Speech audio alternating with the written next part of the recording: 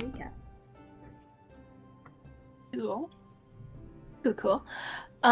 Last time we were in um the city of Duras, and we were at Roland's parents' house, getting ready for our stately dinner with the king that we had been invited to. It was only like an hour away, and we had to get ready quickly. Um, when we arrived, I guess the time before last, when we arrived at Nora's house, or sorry, arrived at my parents' house, Nora had written us a letter.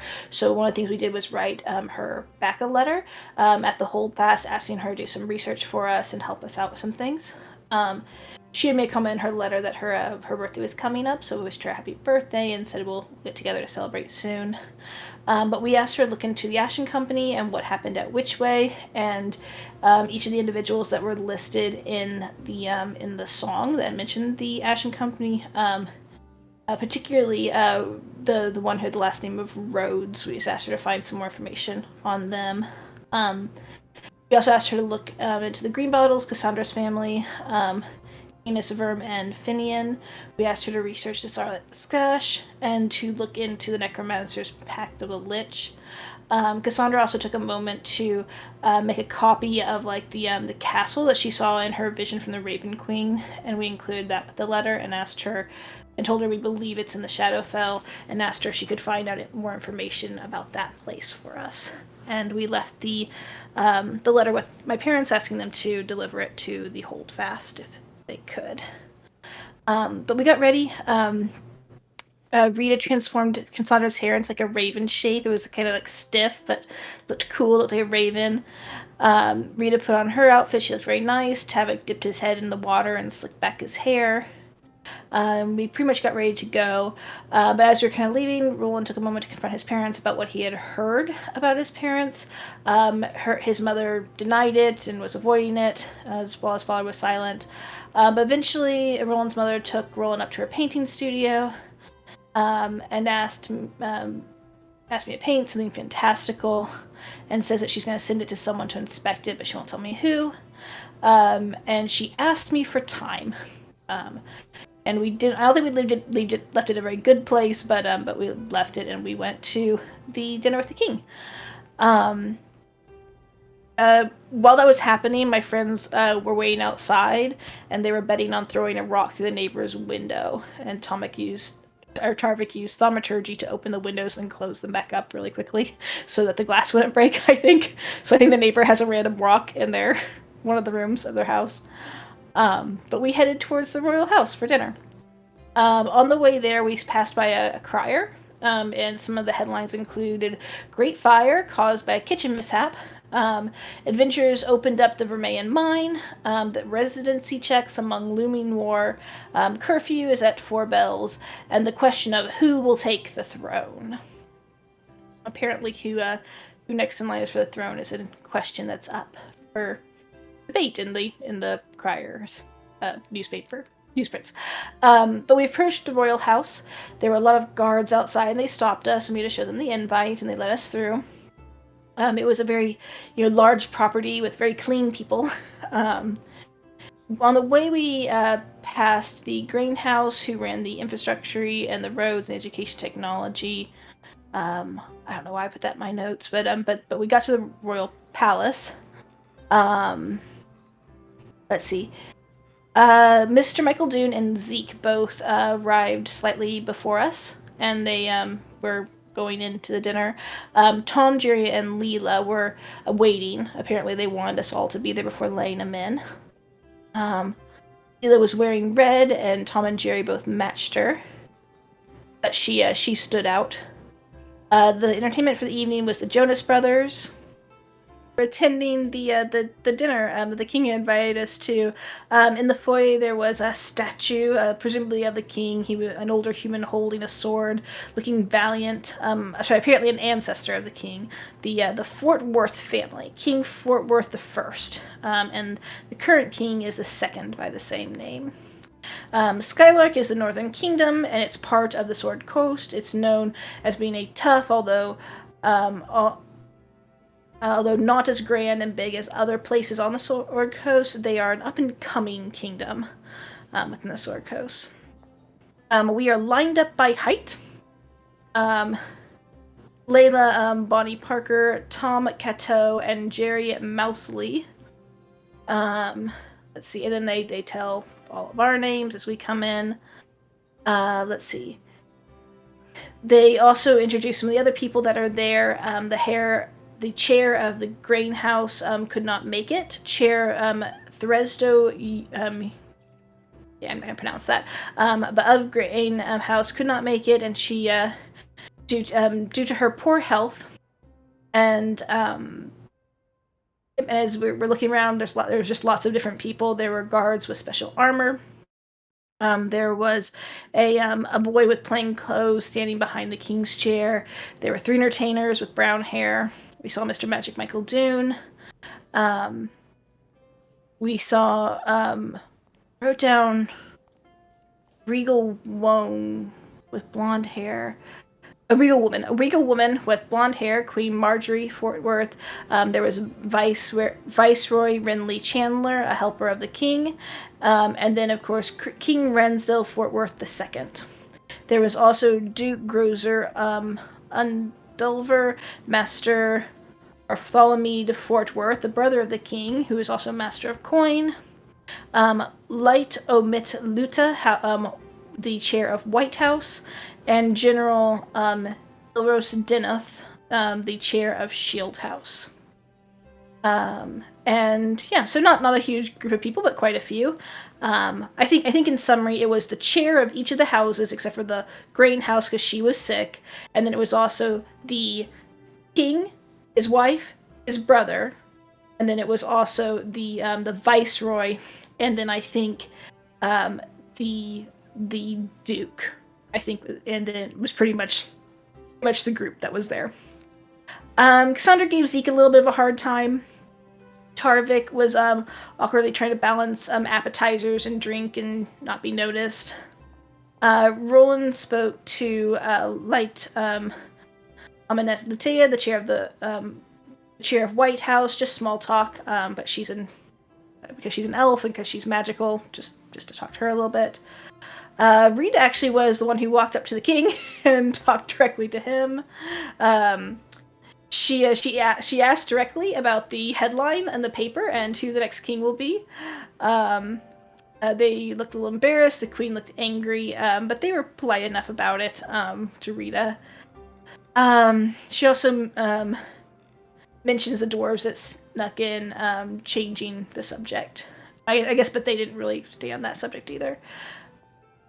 Arvik overheard Mr. Magic Michael Dune ask the queen how her fertility potions were working. She mentions to the king that Zeke is not adjusting very well to his demotion, but that he seems calmer tonight than usual. And they just notice some smiling from the king to the viceroy.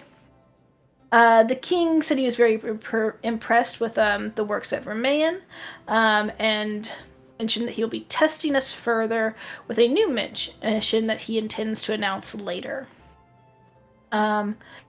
They talk about Thezra, the woman who's sick, not being up to her job, and the Duke mentions that his son would be an excellent candidate to replace her. I think most people don't like the Duke. I think they think he's a bit of a dick, is the vibe I'm getting. Let's see. Cassandra goes and talks to the plainclothes kid, and he said he's not supposed to talk to her, and that he's the taster. And she says that he's much too young to be a taster, but that it's really good money, and that his dad says it's a good thing to do. So she teaches him how to fake eat the food, but he doesn't much listen to that. Let's see. Light mentions that General Deneth. Light says to General Deneth that he wasn't very forthcoming about his true feels. He had an opportunity to prove himself and he wasted it. It was only a matter of time before Seaguard made her move. Oh, I guess they're talking about Zeke. General Deneth said to the chair, Mr. Coin Chair, about the drug epidemic, that it's a calling card from the dwarves, and that he wants funds to he wants their help in securing more funds at the meeting. Eventually, Colonel Seagarden arrives, and she tells Dinah the new information from someone seeking asylum from the dwarves, which we all know was Rita, and that they're. I think there's possibly that she might be an enemy spy, and there's a possible traitor among the gate soldiers, and that Sir Timaeus is investigating because of all that. And they are going to begin their work in Vermayan, came up in conversation. Let's see. Perhaps Mr. Cole would like to go back to his skill sets and participate in the mining efforts. I didn't catch which one was Mr. Cole, but yeah. But I guess he is actually Captain Cole because he's a soldier for the crown. Someone makes a comment about the captain of your bed. So I think he's not present, but there's a dude who I think is too friendly with the queen that people are being rude to because of reasons. I don't think he's present, though. Sorry. Let's see. The brother of the king asks Zeke's his opinion on us, and he says that we saved him, but that Zeke doesn't think we like him. Don't know why he would think that, and isn't quite sure of our motives. But Zeke made a comment about him being demoted, so it's not really his problem when asked about my opinion of the dwarves. And eventually, the Viceroy says something to the King. The King smiles, and the Viceroy actually walks out of the room. He's the first one to kind of leave for the evening. Let's see. Rhea chatted with Jerry for a little bit. I wrote down, everything is going to be dead soon, with no context. I don't know why I wrote that down. Rita told, was it Tom or Jerry? Jerry. Told Jerry about how we got ambushed by the necromancers and how they have the eye now and how they're going to win, and to just live it up while he can. And on that note, there was a crash, and the boy, the taste tester, falls from the table. Rita casts Healing Word, and he's able to be saved and not immediately die. But as Rita cast the magic, she found herself with purple swirls wrapping and enveloping her. General Deneth ordered nobody in or out and to lock the doors. The guards bang twice once again, and then they take up a defensive position towards the king and then towards the queen. Tarvik and Cassandra go to help the tester. They determine it was something red and topical, and Cassandra heals the poison from the boy and also heals him a little bit too. She chastises the king for employing a child as a taste tester, and the guard pins Cassandra to the ground. Light helps the boy into the kitchen, and Tarvik made a comment about no one leaving. And the other there was some trust there. The boy's name is Todd. Tarvik looks at the food, and he notices nothing red. Let's see. So Light moved to the kitchen to monitor the kitchen staff. That's why she walked in there. There's a conversation, and they asked everyone to form a radius, and she cast Stone of Truth. And told everyone that they're going to have to answer some questions, that silence will be interpreted as guilt. Jerry, Rita, and the Duke are the ones who successfully save against the spell.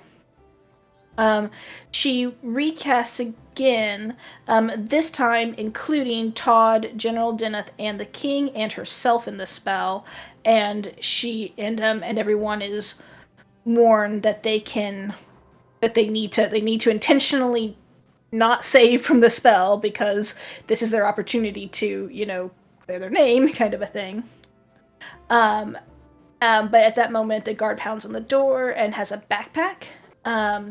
It is it is Rita's backpack, and there is a beaded bracelet on it, and that is where we ended the session, with it looking like that Rita might get accused of trying to poison the king, and we're trying very hard to clear our names and make everything good. But yeah, that is where we ended. And did anyone remember where Rita got that bracelet? Because I didn't. I'm pretty sure it's from the Sea Hag. Oh, okay. It's a long time ago. Which is a long time ago, and it would be crazy if it was like the idea of that being planted on us to go and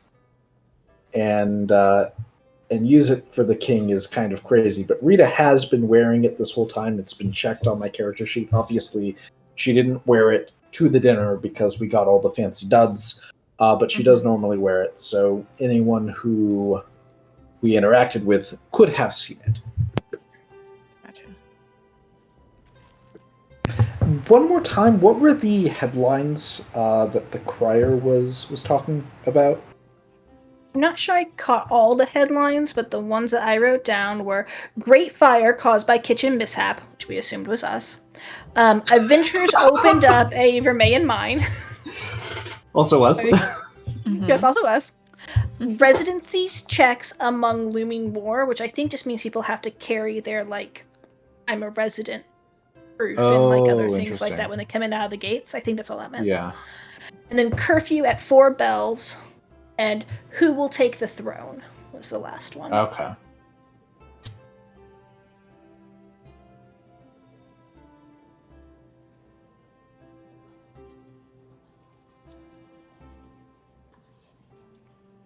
Oh.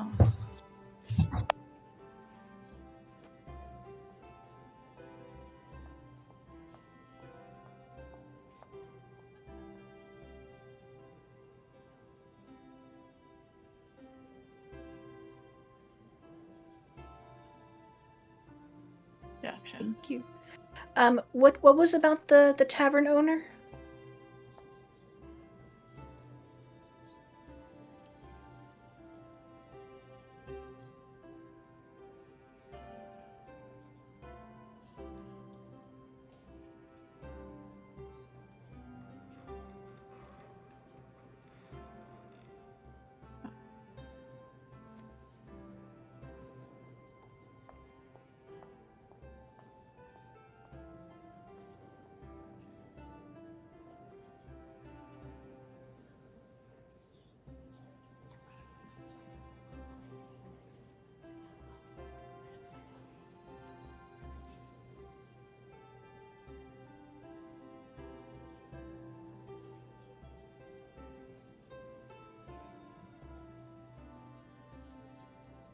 No worries. No worries.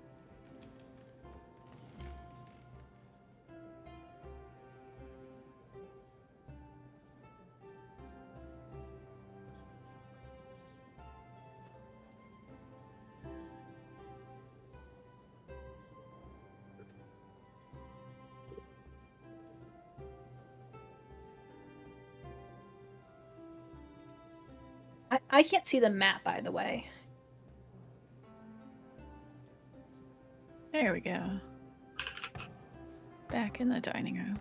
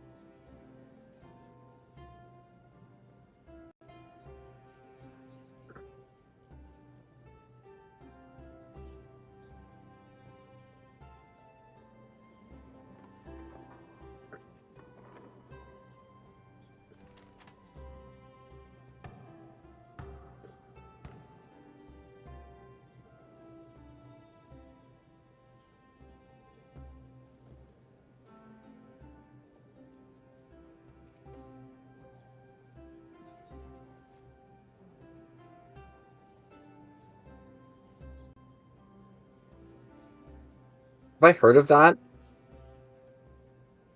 Like, does that make sense to me? Yeah.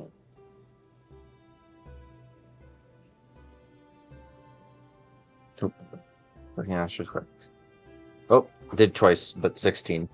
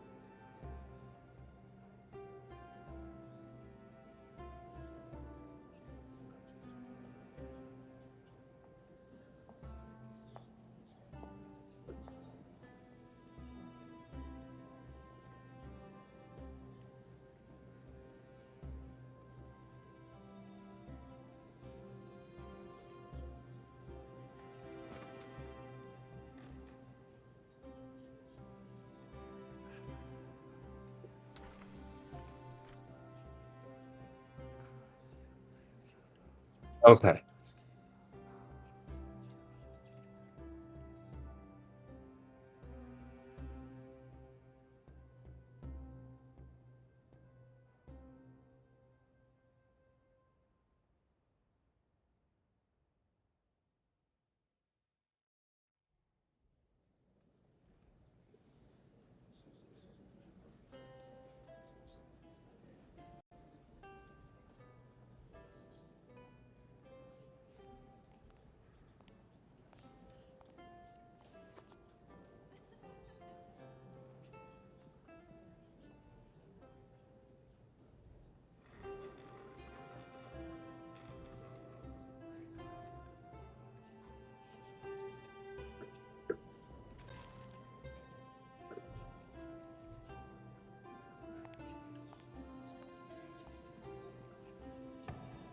I'll pass that on to anybody nearby.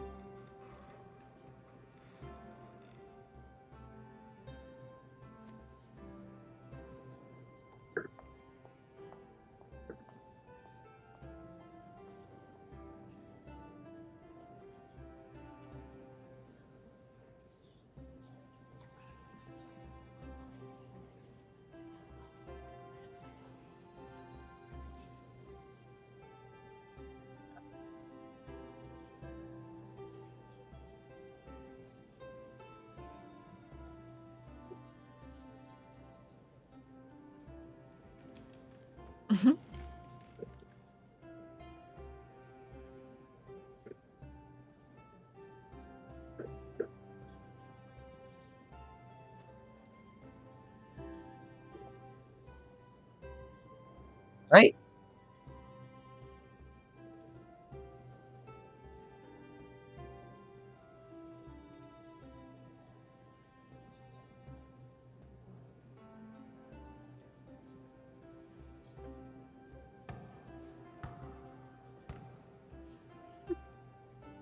Can I insight check?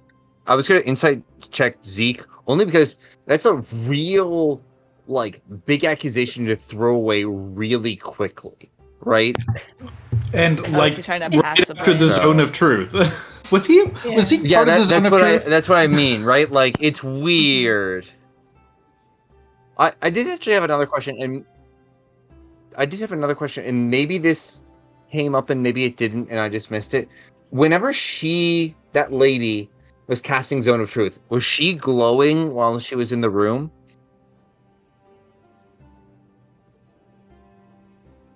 Oh, like how Rita was? Yes. Okay. She's not. Okay. Or she was, yeah, she was not when she was casting spells on people. Okay. Is Rita still glowing?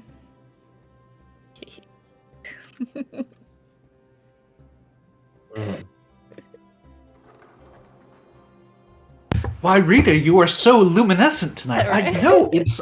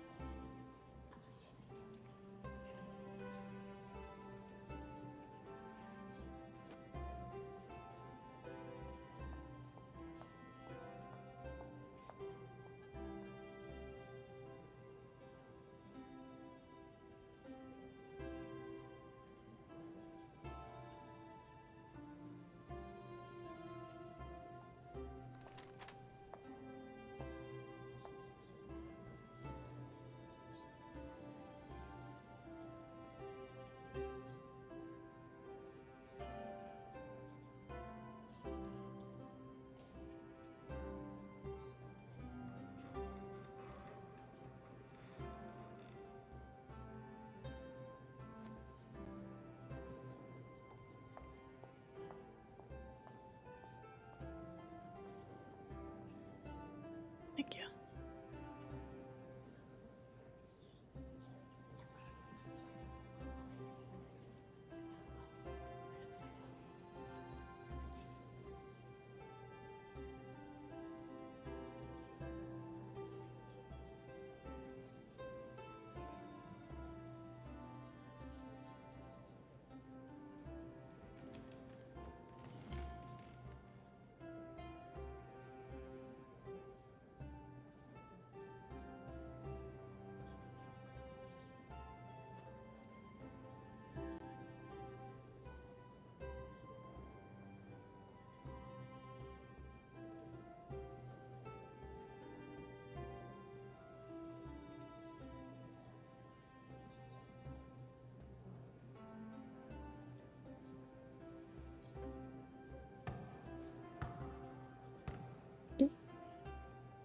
I like step closer in solidarity. Like just as they step away, I just want to step closer to her.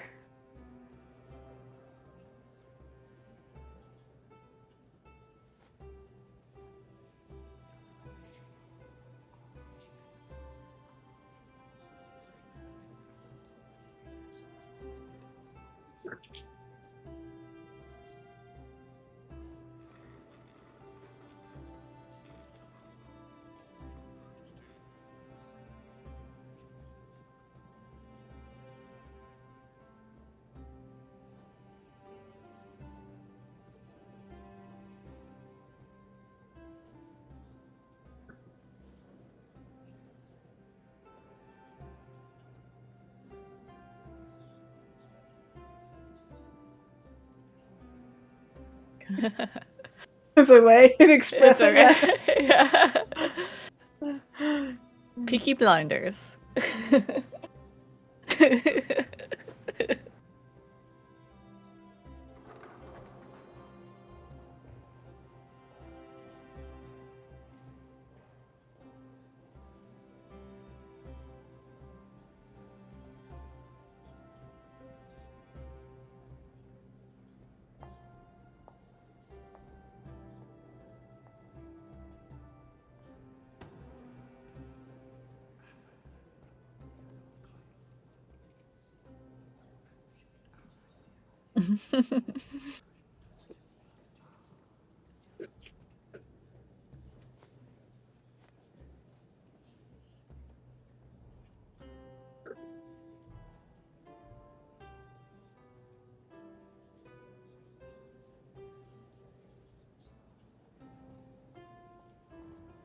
We know something.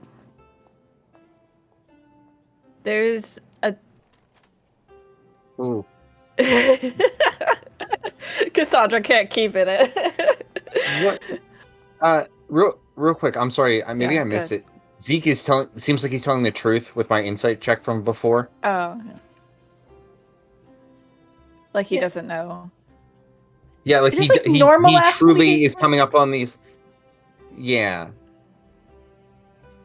It's right under. Yeah. No. Sorry. I didn't want to interrupt you in the middle of it. I was just like, I'll let you go. Like, I'll let you do your thing. But if we're gonna start talking about doppelgangers, I'll hop in there. Yeah, go for it.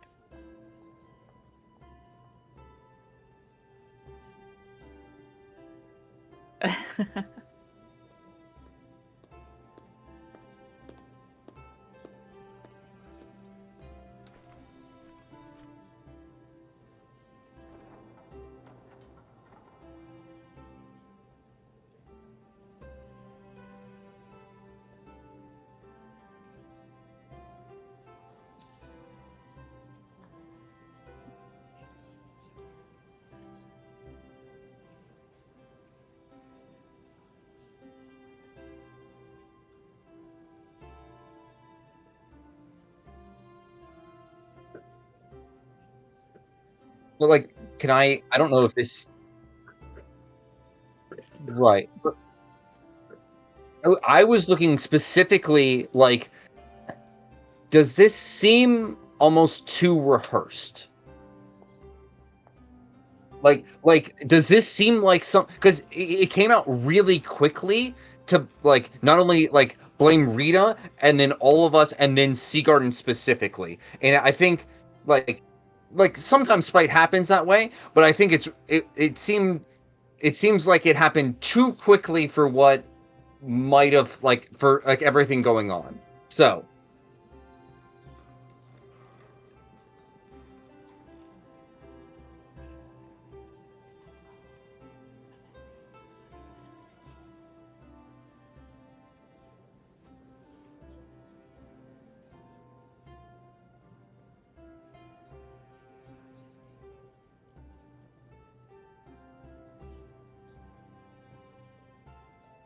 mhm.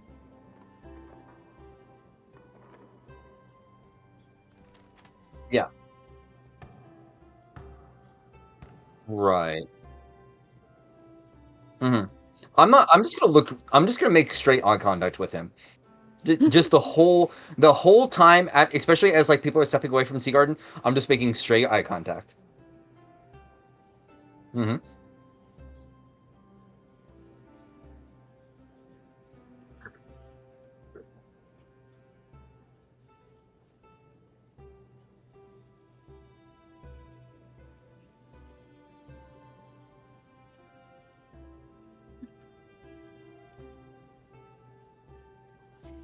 Yeah.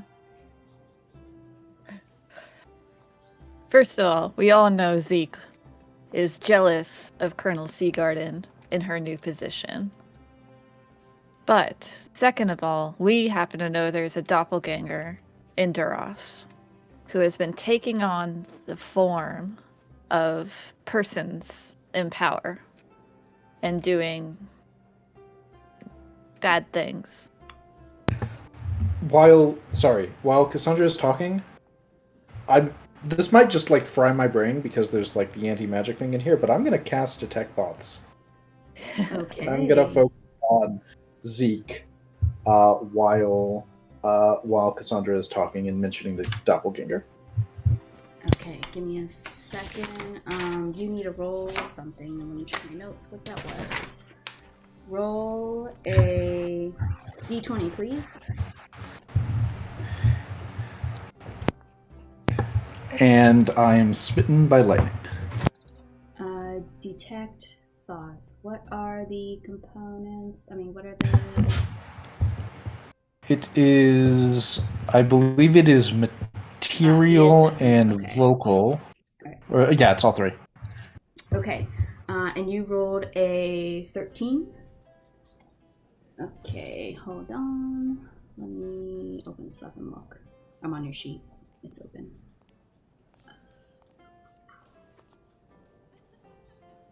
Okay, can you make a wisdom saving throw for me, please?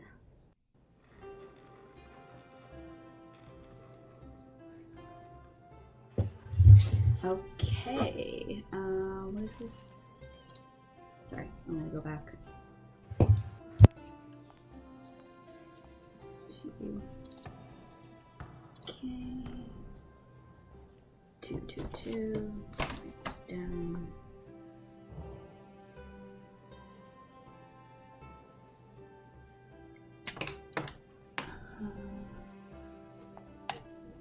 You're going to take 9 points of psychic damage as your spell, Detect Thoughts, reverberates back to you. And you have like this aching pain of like, think of Pong at its really highest level where all of it's like bouncing back and forth in your brain. You feel that like reverberation and distortion in your brain as the psychic damage hits you. 9 points. And no spell? No spell. That's fun. Okay.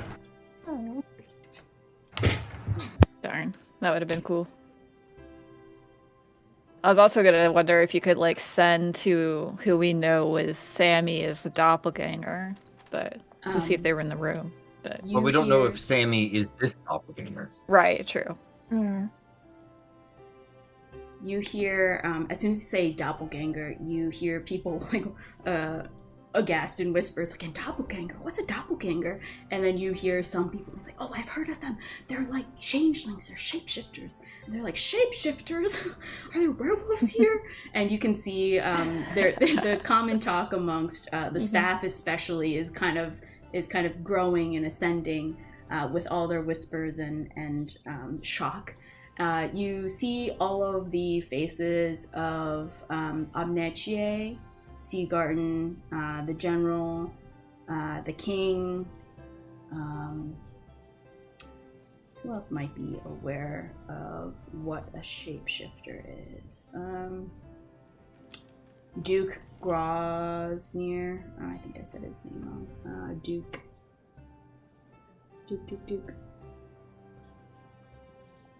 Duke Grosda Underdelver also kind of frowns. You seem that they are taking your information and they are processing it, Cassandra, as Amnechie is the first to speak up and ask everyone, if you will please calm down, as we don't know the validity of this information. Ms. Lightfoot, would you please approach? Yeah, I'll approach. Am I still in handcuffs? I think I am. Yep. You'll approach into the previous zone of truth area, and Amnechie will ask you, and she's a little bit whispered tone now. Not everyone can hear unless they're in the vicinity, and you can see everyone who is kind of outside of this middle area straining to hear what you guys are talking about in whispers. But Amnechie whispers, would you please speak what you spoke of earlier once more in the zone of truth? Yes. I know Zeke is jealous of Colonel Seagarden, and so his accusations are based in that. And I know that we have encountered a doppelganger, and we have seen him shift into different people that we know and do bad things.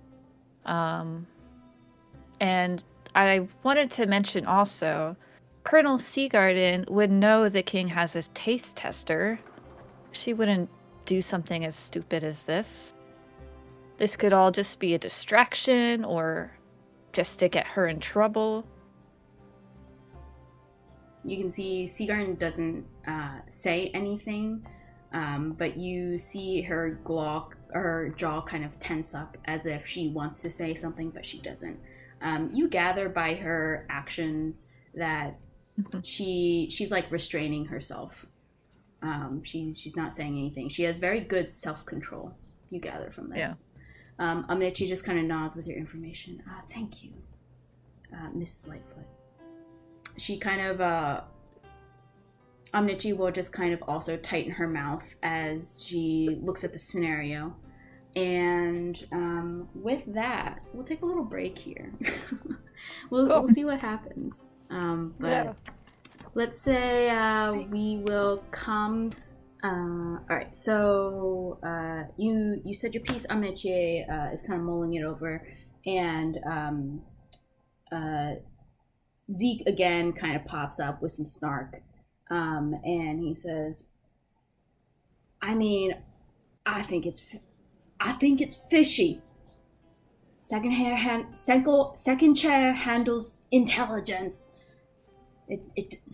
And he just kind of tisks and looks towards Colonel Seagarden's way and just kind of smirks and spits again.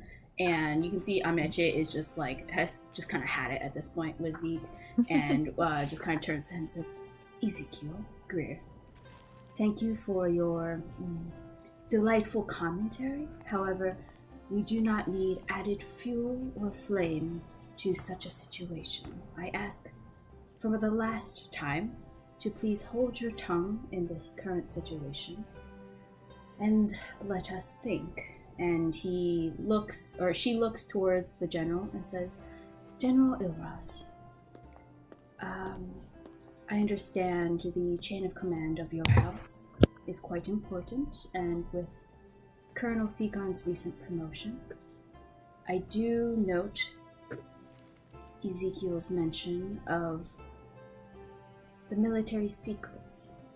And you can see General Ilras's face kind of go blank for a second.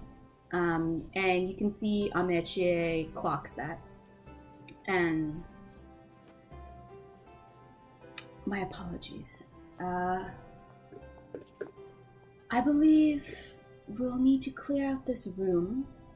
And she kind of looks around and says, I'd like our guests to stay.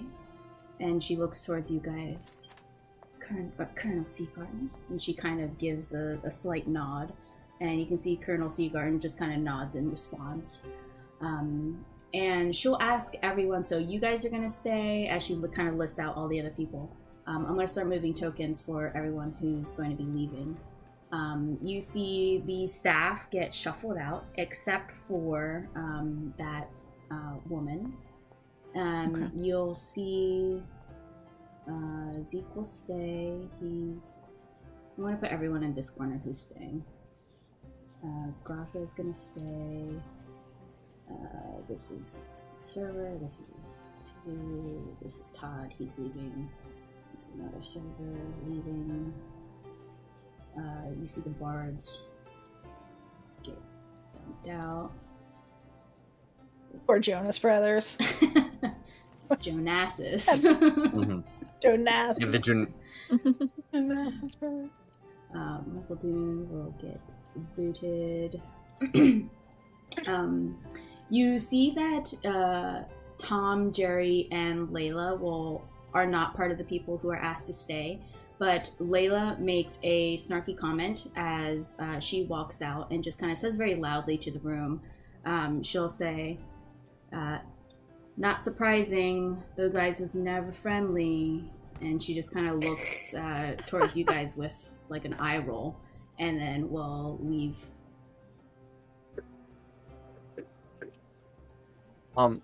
While this is all happening, while everyone's like shuffling out of the room, Yeah.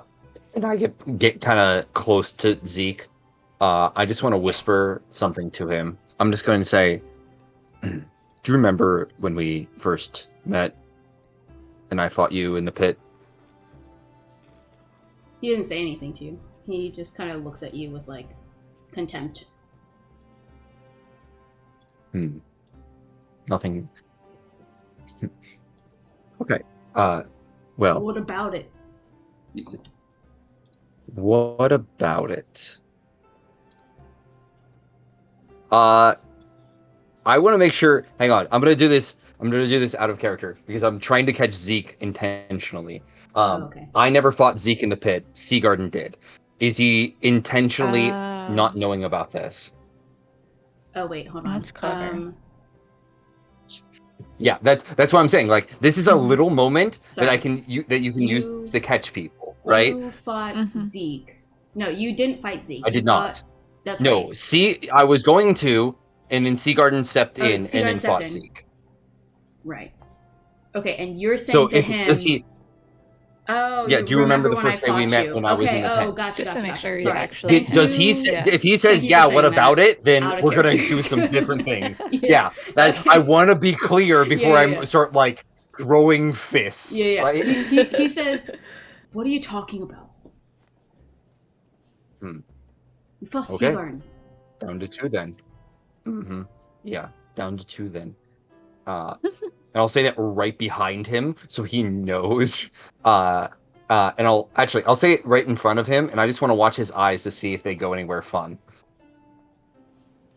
He kind of like just rolls his eye. He thinks that this is like trivial, and you're getting the sense from your passive that he like doesn't care what you're saying, and he's just staring at you with like contempt that you've approached him, and then he just kind of looks towards everyone again and just sneers. The general shitty vibe that he puts off. Okay, great.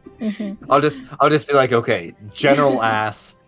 Kill later, not now. Noted. Moving to the bottom of the kill list.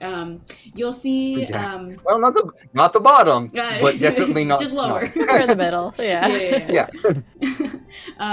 You see who stays behind. Let's see. Duke Grazda. You guys are here. Amneche. Amneche will say to the queen, See, to the king and the queen, of course you may observe, but I do not need the presence of your majesties inside the zone of truth, as the questioning will pertain to other individuals. And she'll kind of bow her head, and the king will say, and okay. And she'll say, my queen, let's observe. And they'll walk over, and you'll see the king and the queen kind of walk over, and the king will say, Sir Lionel, Captain Cole, stand next to us, please. And the king and queen will kind of go to their seats here. And you see the two acknowledge, and they kind of post up here next to both of them. You notice that I guess Roland, you would be the only one who kind of knows the higher echelons of society, being in Duras, as well as being a little bit more higher in society yourself with your family. You are familiar that both the king and the queen have their respective guards. So it does make sense that there would be two of them, one for each. And Sir Cole's the one staying next to the queen, and he was the one that was commented on like earlier in the feast. Can you say that again? What? The Sir Cole was the name of the one staying next to the queen, and he was the one that people made comments about her having an affair with him. You're and not he was sure like a which minor. is which. Gotcha. It was just addressed in the air, just Captain Cole and Sir Lionel, please, like stand next to the king and queen. You're not sure which one is which. But you do know that their jobs are different. So one faction is to protect the queen, and the other faction is to protect the king. So that's why they're split. You also notice a few more guards come in the room. It seems like they were asking guards to come in the room, and so there are just two more who kind of post up here.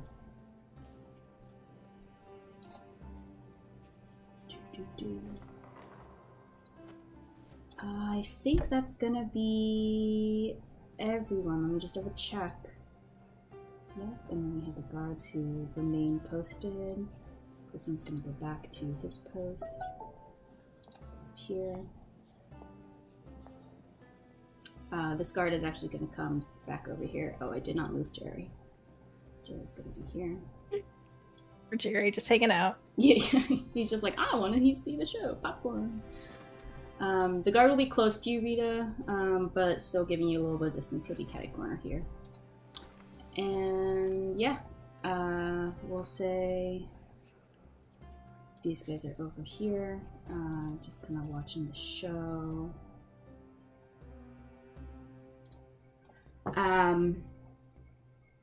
Aneche, having shuffled everyone out or asking everyone to leave, now kind of takes a breath of air. Thank you all for remaining, and I'd like to do further questioning. First, Ms. Cleostra, could you please once again recount in detail the timing and the circumstances of what you have seen? And Cleostra, very nervously, again, she's kind of like wringing her hands and fingers. She's shaking a little bit. Will recount again, a little bit more comfortable now that there's less people. But she says, yes, ma'am. I saw Colonel Seagarten on my way to work. She was around the shield house. I was traveling. I was traveling from the Rogues Ward, and I saw in the shadows something odd, and so I just lingered my gaze a bit, and I saw the red beads. They looked beautiful. I thought it was great, and I saw Colonel Seagarten, and she was giving the beads to someone who had a cloak draped over them. There were some shadows from the houses, and I couldn't see exactly who it was, but I just thought that was a little odd. But I liked the not necklace. I liked the bracelet. It looked very pretty. And then I went to work. It was about four bell rings before. And the timing, you guys notice, it seems odd. 4 bells before the 3 of you were talking with Colonel Seagarden. Underneath was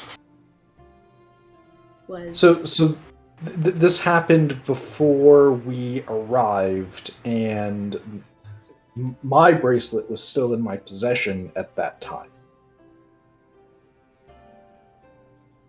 Unsure. You go ahead and make a history check to see if you remember your bracelet. Because I would have been wearing it up until I changed clothes, I think. Because it's checked on my character sheet, which means I normally wear it and have it equipped.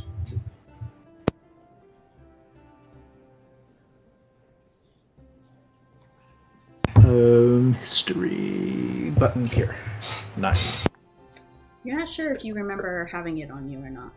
You were busy running and trying to stay alive.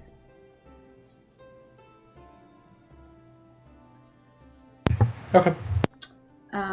You guys, so back to the timing, you guys think that's very odd because the time that she says, you guys remember talking with Colonel Seagarden underneath with who she asked you not to talk about. That incident that never happened. You guys were there then. Rita, you weren't there, so you're not sure where Colonel Seagarden was, but you guys remember speaking with Colonel Seagarden, at least who you thought was Colonel Seagarden. So you're also a little bit confused by this information, but that's what she presents, and she says, that's all I know. I swear it. And Amici just kind of nods. Thank you very much, Miss, for your bravery and your candor. Miss Cleostra, if I could excuse you from the room as well. I believe they're holding everyone who was in attendance in the Great Hall, and I ask that you wait amongst them. And she just kind of nods nervously. She'll bow towards the king and queen before she leaves, and then she departs. All right, can I do an insight check on her? At this point, we're just insight and checking everybody. Yeah, go for it. Just simply, if nothing else, just because there's always a chance that, there's that one of them that gets let out, kills a bunch of guards, and then leaves, and then they have more problems, right? Sure thing. So if it was... your insight check, you gather that she is fearful. You saw her kind of glance towards Colonel Seagarden. You know that Colonel Seagarden, and she knows it as well, has power in the city. And she is kind of afraid that she spoke out against her. And she feels nervous, obviously, by just everyone around, but she seemed truthful. She didn't seem like she was making up anything, and her general demeanor was just kind of trying to give as much information as she could remember. Rita, were you going to say something? Yeah, I was just sort of speaking out loud. So if it really was my bracelet that was used, then it would have had to have been, taken off of my person at some point. So that could have happened. There's a lot of things that we did today. That could have been Tamias, or Red, or Gek, or Michael, or Drusilla, or Frank, or one of the guards that was trying to arrest us. Roland's mom. Yeah, Roland's mom? Yeah. Could have. Well, no, it would have been before. It wouldn't have been Roland's mom. It would have been before that. We got there. Yeah. It could have been Jack and his invisible friend that found us unconscious on the road. It could have been since then. The guy who called you a witch. Yeah. Well, that would have also been after, I think. I don't think any of the people from the village got close enough to grab me. Yeah. Do you remember the last time she for sure had her bracelet? Was it? The player thinks that the player thinks that she took it off when she changed into her fancy clothes. But maybe that's not true. Apparently, I don't remember with my 9 history. You were busy. You were Very focused on the busy. new clothes. Yep. Yeah.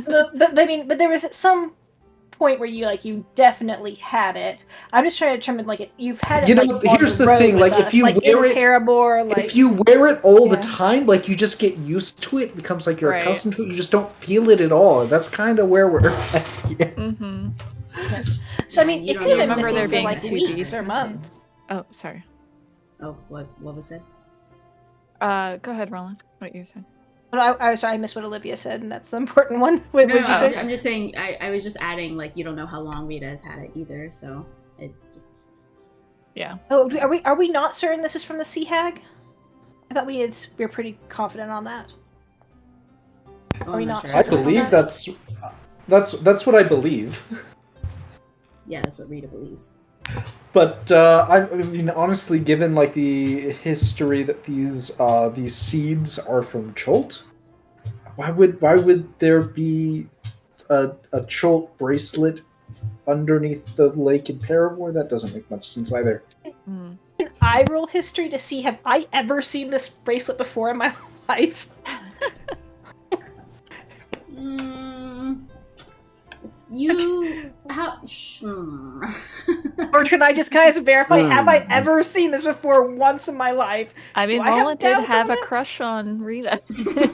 Very much so, and I remember fighting the Sea Hag and the loot that we got from her. Like it's in the notes. Yeah. Like, yeah, I can roll. Yeah. Okay. Also, do we remember if 2 beads were missing? I don't know if Rita would remember that. Probably not Yeah. before, but now, right? Roland, you are asking if you remember seeing this on Rita and when? Yeah, just like if I does this all like align with like yes, this is Rita's bracelet that I've seen her wore that makes sense with that and like that we thought she got from the Sea Hag and all of that. Like whatever you think it's reasonable for Roland to know or You've seen or is this like her... I've never Yeah, okay. With a 24... Yeah. Okay. You've seen Rita wear it. When she mentions she thinks it's from the Sea Hag, you don't remember seeing her wear it then. You feel like it was more of a recent thing where you've seen her wear it. Recent Okay. as in like... Oh gosh, you guys done so Like- much. like Vermilion. Did she have like a Vermilion maybe or like on the road like in that time frame? Let me look at my notes. Give me a hot second.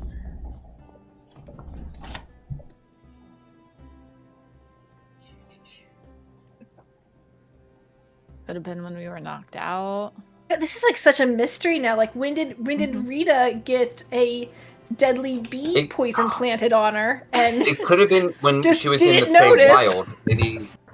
yeah, Maybe it was a maybe pick Feywild? thing in the Maybe it's Feywild from the because only manor house, like from like the where that they would have yeah. something from Cholt then. Wait, Or the which- hunters. which- Next to the shadow. the like Okay. The one with yeah, the, where the portal is. Yeah, Yeah. Yeah, Yeah. there's a If manor there there. were any- That's where my feather is from. I have a green feather that I wear in my hair. That's from that house. Mm-hmm. Mm. Yeah, we definitely do pick up knickknacks from lots of different places. And this There's just a feels like Raven Horde. Did you pick from there? Like the shinies that they had in a box? but we I didn't don't take any recall of those that. things. I Okay. felt you were really going to, then we felt bad and we like gave it back. I feel like Yeah. You feel like you've seen this since you're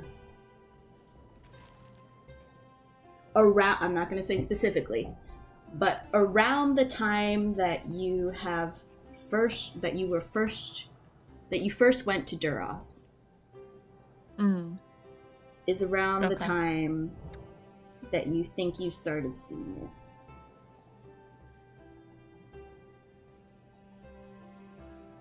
So okay. So she that would has line had it up for with the a house while. then.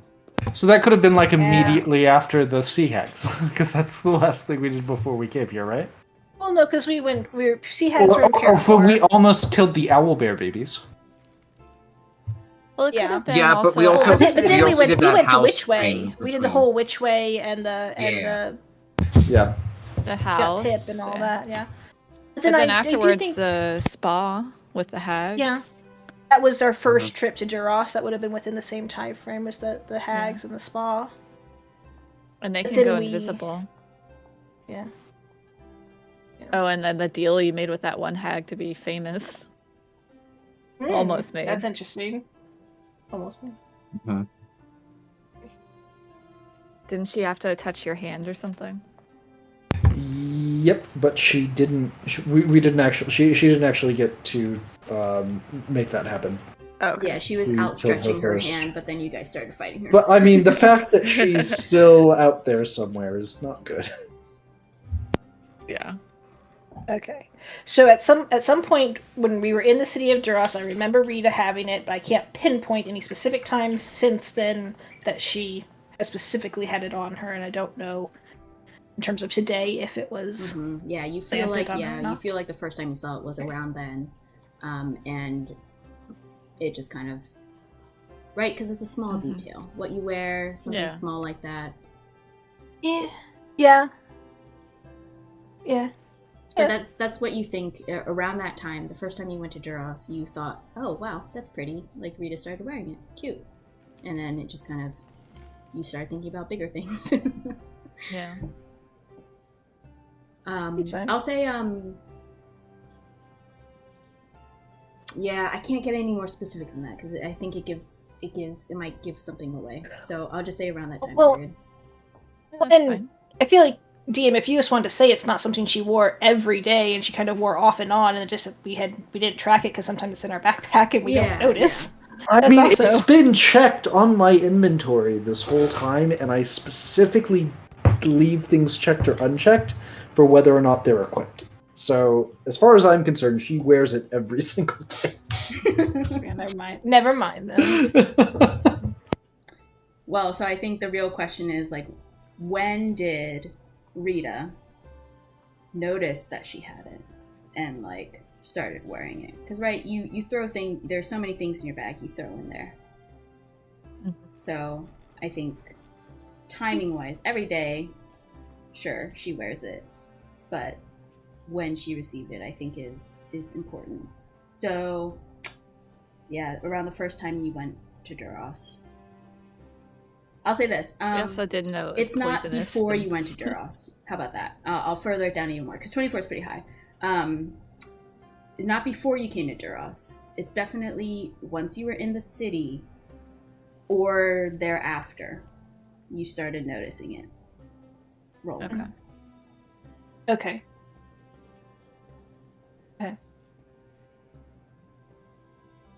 Okay. No, that makes sense. That all makes sense. Yeah, no, I think the whole reason the roll was just like, hey, are we just wrong? Is this like something we've never seen before and we're just like we as players like just manifested gotcha. that we recognized it? So I feel like that answers that question. Yes, like, yes, no, yes. this You've is seen it. this is Rita's bracelet. We Yeah. do all recognize it. Yeah, it's been on her person. Cool. That's all. We can go back to Omnet's questions. Great. Yeah. So the eyewitness will go ahead and leave, and Omneche will say to the group, "I can confirm the truthfulness of her statements that she did see Colonel Seagarden. However, Ms. Lightfoot, Ms. Cassandra," and she smiles towards you. Please tell us more about this doppelganger. How do you know that such a creature exists? There was a little boy who was traveling with us, and we scryed on him while sending him a message, and it was a totally different person. And then we met that person in real life, and they had no idea who we were talking about.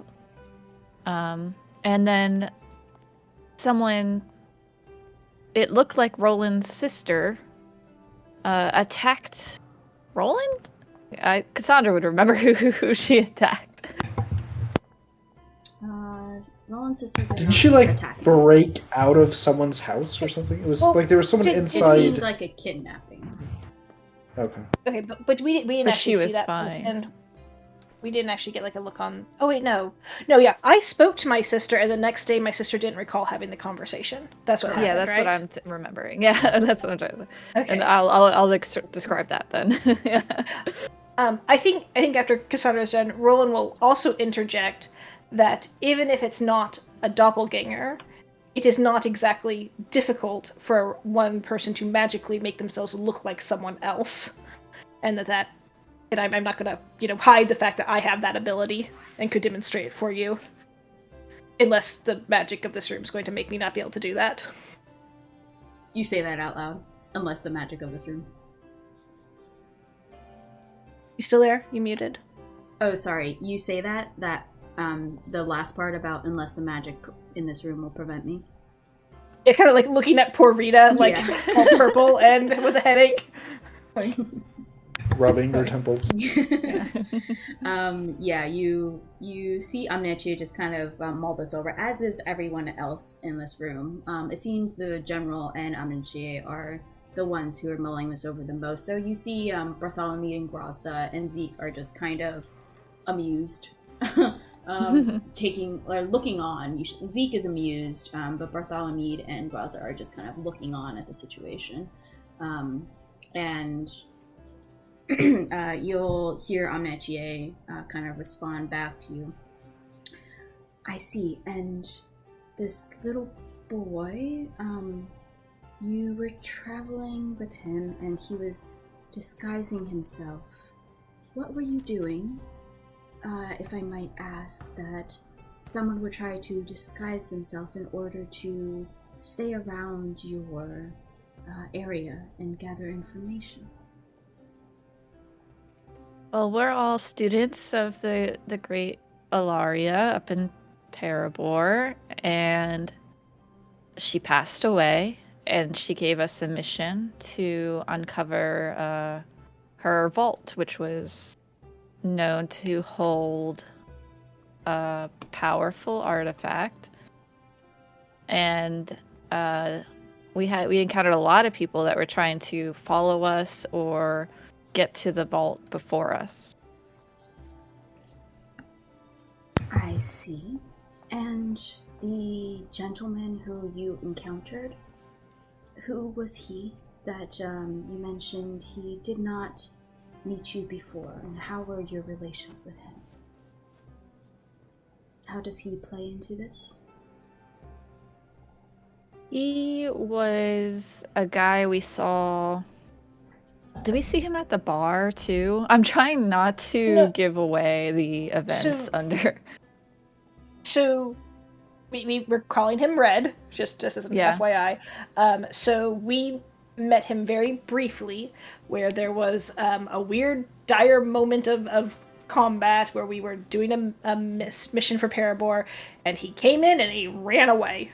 Like, he came in, ran away, and we're pretty sure that was, the doppelganger.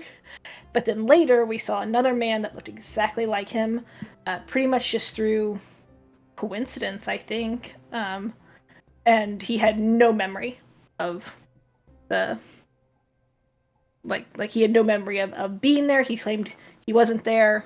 Another woman that we spoke to, claimed never have spoken to us before and didn't meet us.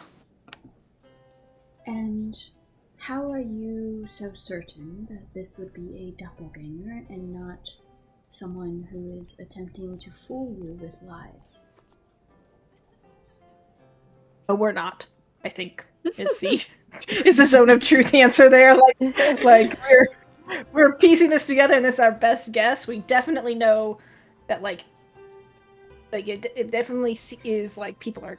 We know that people can look like other people. That is a for sure thing we know we can do because I can do it. But and that makes most sense for these interactions. Well, we knew because we scryed on the person while sending them a message, and they had a different appearance. At a minimum, that dude can throw his voice to talk like a 9-year-old boy. Yeah, so at a minimum, a grown-ass tall man with red hair can throw his voice to sound like a 9-year-old boy called Sammy. That is a thing we know. I understand. And your sister, you mentioned of Mr. Leodon, made an attack. Zeke. Was kidnapped, I guess. Yeah. No, I feel like we don't know that. I feel like we just know that I had a conversation with her, and the next morning she said she said we never had that conversation, and I believe her. So I believe someone was impersonating her for that conversation.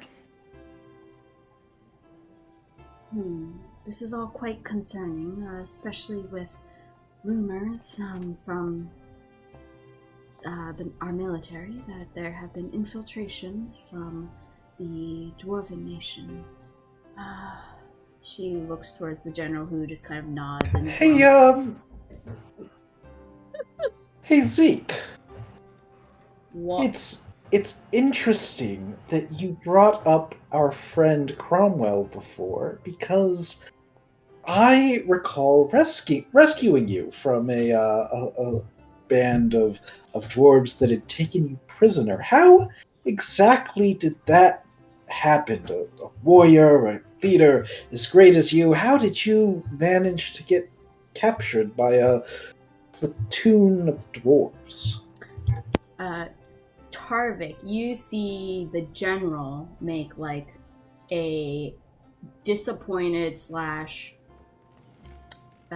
like disgusted, quick emotion on his face when Rita kind of is mentioning this, and Zeke looks like ashamed and guilty. He also clocks the general's look, and he seems a little bit uncomfortable, and you clock those emotions, those underlying emotions. But Zeke says, "Yeah, all right, it was embarrassing. What of it? I was on a mission, and I got caught." And you can see he kind of folds his arm, and he seems simmered. Well, it's just you raised the association with a dwarf as incriminating happenstance, and I wasn't you friends had... with those fucking dwarves, all right? But you were friends with that fucking dwarf, so yeah, it makes sense. Friendship, you're all about friendship, and he's kind of like shaking his hands in mockery. Well, if you're such good with friends with him, he's probably swayed you.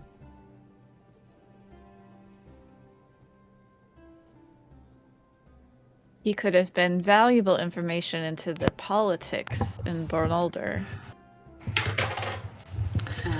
You can see the general is kind of eyeing you guys now. He's taking you in with the speak of Zeke mentioning that you guys were friends, and he kind of clocks that you guys aren't denying that you were good friends with him. So he's looking at you interestingly now. And you hear Ameche says, "If I may ask, in this private setting, if we can keep our questions focused." And she's looking towards both you, Rita, and Zeke. As Zeke says, "She's the one who fucking started questioning me." Oh, whatever.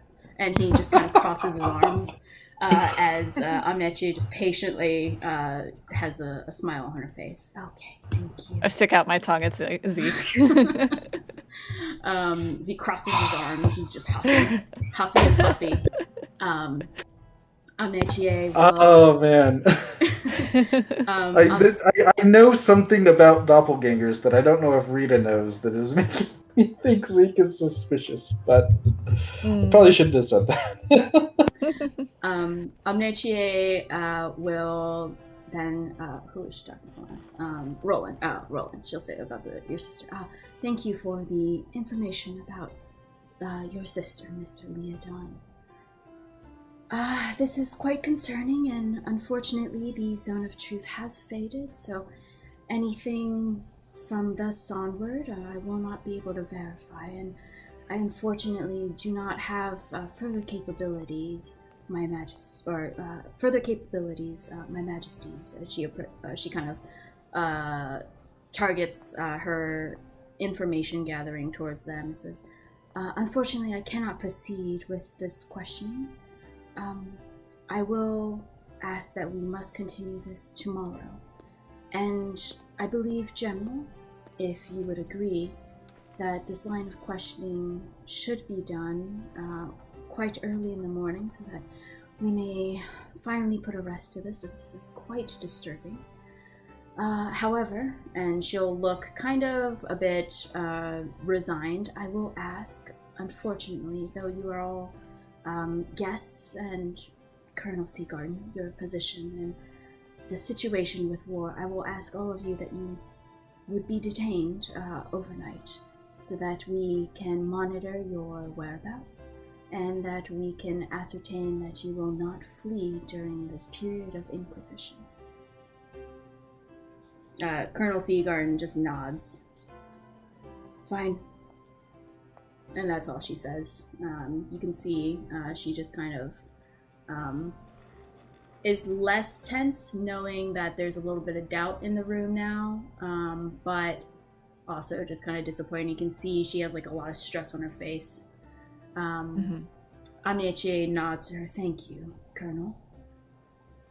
She looks towards you guys as well and says, my apologies, but we'll have to detain you as well.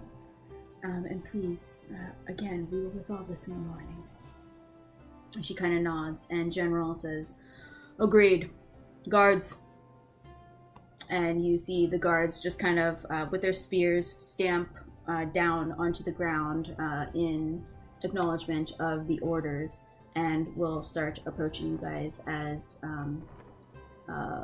Bartholomew and Grosda will just kind of make their way over so the guards can kind of come towards you guys. They're going to come out with handcuffs towards you. What do you guys want to do as they're walking towards you? Is Zeke also being arrested? Zeke is not being detained, no. Oh, then no. I would like. I think I would like to just talk to Zeke privately before we head to our quarters for the night. And pray tell, why would you need to speak to Ezekiel privately?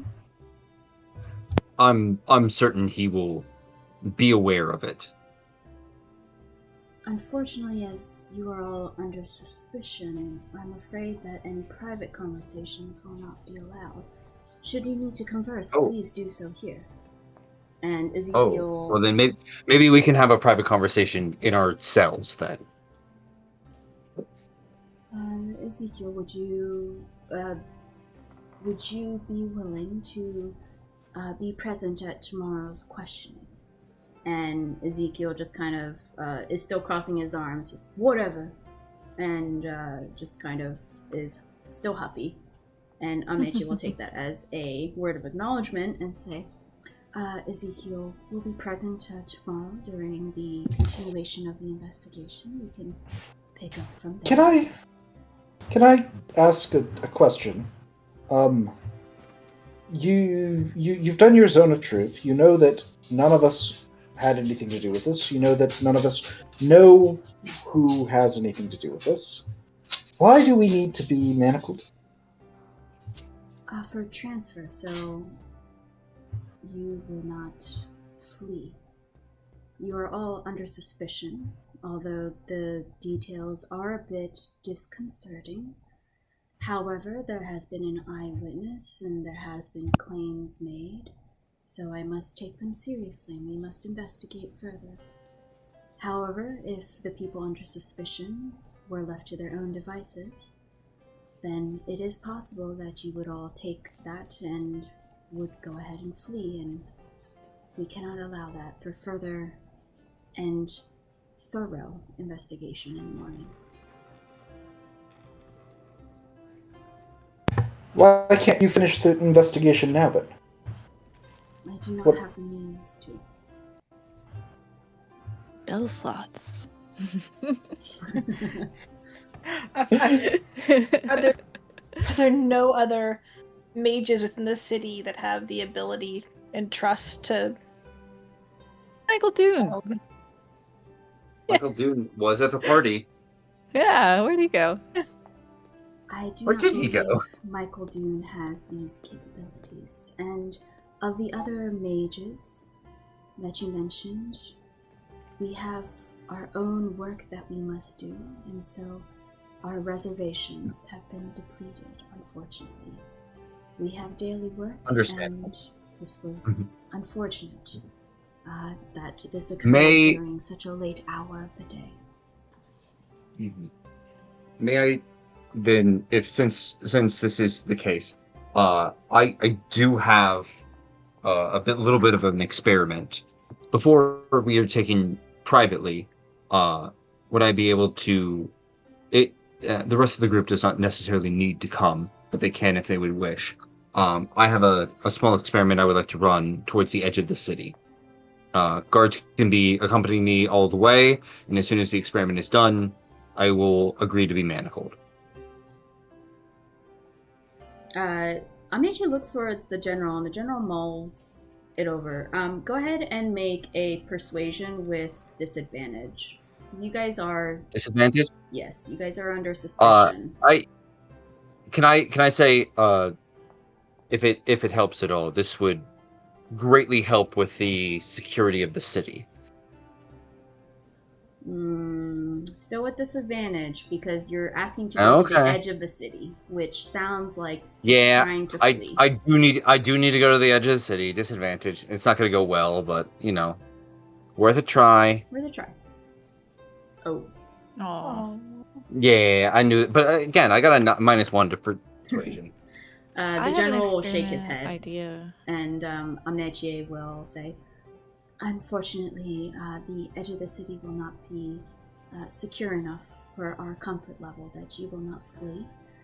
So I must ask, if you would like to do this, we can do the investigation tomorrow, and with a favorable outcome, yes, you can go ahead and do your experiment, as you will have been I would have rather done it tonight, but my apologies. It's fine. But Tomorrow I shall have the abilities to do the questioning myself as well. That should help with the problem. That would be most helpful. Thank you. Colonel Seagarden. One thing. Yes. One thing. I think it important that anything you do with Seagarden or with us, you also do with Zeke. He has been quite suspicious this afternoon. He seems to have no emotional memory of being rescued by rescued from the dwarves by this very group. His life was saved. It is I remember being rescued. Whatever. All right. Strange that he is behaving the way that he is. All I ask is that if you're going to put us into cuffs and keep us for this investigation, that you keep him as well. Wait, hang on. I'm confused. You said you remember being rescued now? When there is no truth thing? What are you talking about? I never said I wasn't rescued. Why are you guys trying to make me the bad guy? You see, they're trying to shift blame. And, we're trying to include blame. We just want you to be you were the first to point fingers. Because you were the first to point fingers, and it's very weird that you hate us so much, after we saved your life. After we saved your life, that you're trying to throw us under the bus. Doesn't mean you guys aren't pricks. Still, that's my point. I'm not allowed to have emotions. Point. As you guys are bickering, Amnetia puts her hand up to her temple again, and she just rubs it. Please, for the love of Tyr, please stop. We cannot go further in our conversations as I cannot ascertain the truth of the nature of your conversations. Understood. If it would make all of you a little bit more settled, Ezekiel, I also request that you would accompany these fine folks for a night of seclusion before our investigation tomorrow, And Ezekiel's like, what the fuck? I didn't do anything. These guys are... And he's just huffing or whatever. He settles a bit as no one reacts to him. You can see a lot of disdain on the general's face. Tarvik.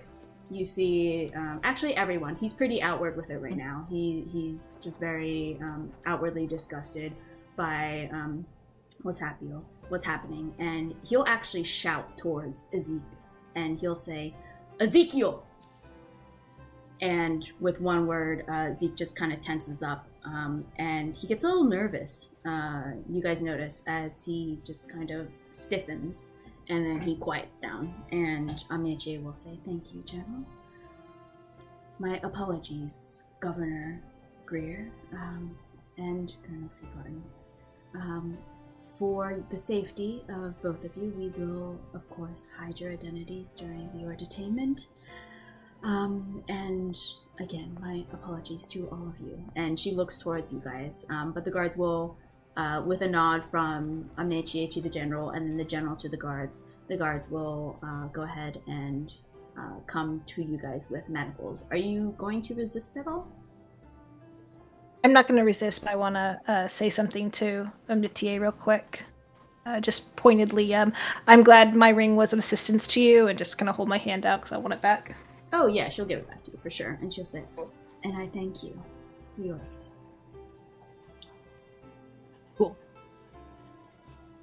All right, so the guards... Yeah, Oh, go ahead. I was just saying, unless I see any of my companions resist, I'm not going to resist. I'm already handcuffed. Mm-hmm. Yeah. Oh yeah, that's true. All right, so with no resistance, the guards will handcuff you. And I was like, this is another good point for a break, so... And it is, it is the other thing. Sorry. The other thing, though, is, like, weren't people saying that Zeke has been, like, a good mood and rebounding as of late, and now he's just relapsed really hard? Mm-hmm. I have no gauge whether or not this is, like, out of character for him, or an inconsistency in the narrative, or this is, like, just completely normal Zeke behavior. I truly don't know at this point. All right, so we're back to the guards having come to manacle you guys. Cassandra being already manacled. They will manacle you, and they will take you guys away to a familiar location. You guys are going to go back to Shield Station. However, as you guys are taken to Shield Station, you guys have to wait a bit as Zeke... Oh, by the way, I said Ezekiel before, but I meant to say Estezek. Estezek is his name. His full name. Okay. Yeah, sorry. Mhm. So Zeke and the Colonel are taken away from you guys for, I don't know, like 30 minutes to an hour or so, and you guys are waiting a bit with the guards in the foyer area. And they come back to you guys, and they have like wigs on, and you can see their makeup has been changed a bit. Even Zeke has some makeup on his face to kind of change a little bit of like shadows and complexions to make it a little bit harder to see his face, like bags under both of their eyes and stuff to try and obscure who they actually are. So they do have disguises on them to kind of hide their identities, as mentioned before, since they hold positions of power. And so you guys are scurried off to the Shield Station, which I will drag you guys back to the map in case you guys want to do something, but you guys are posted up here. I will put Zeke and Governor together as well. First, we weren't even fed. Like, we were invited to dinner, we weren't even fed. It's like very sad. Yeah, we're gonna have to eat prison food again.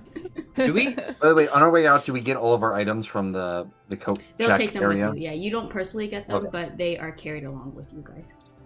Okay, so keep an eye on them. Yeah, yeah, they're with you guys in transport.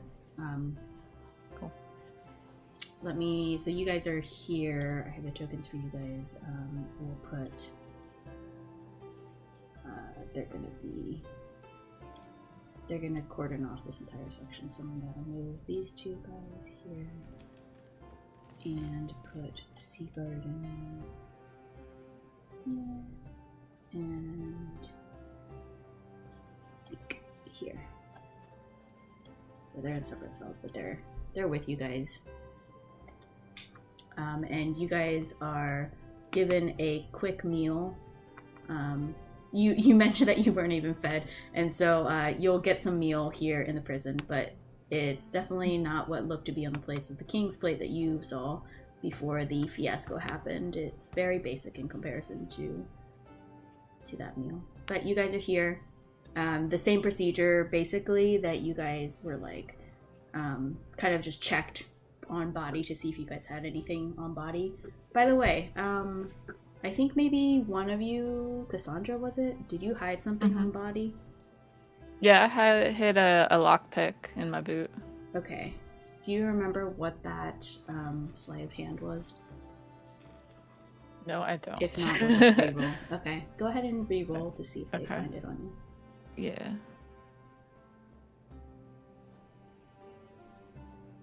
Okay. 15. Let me see.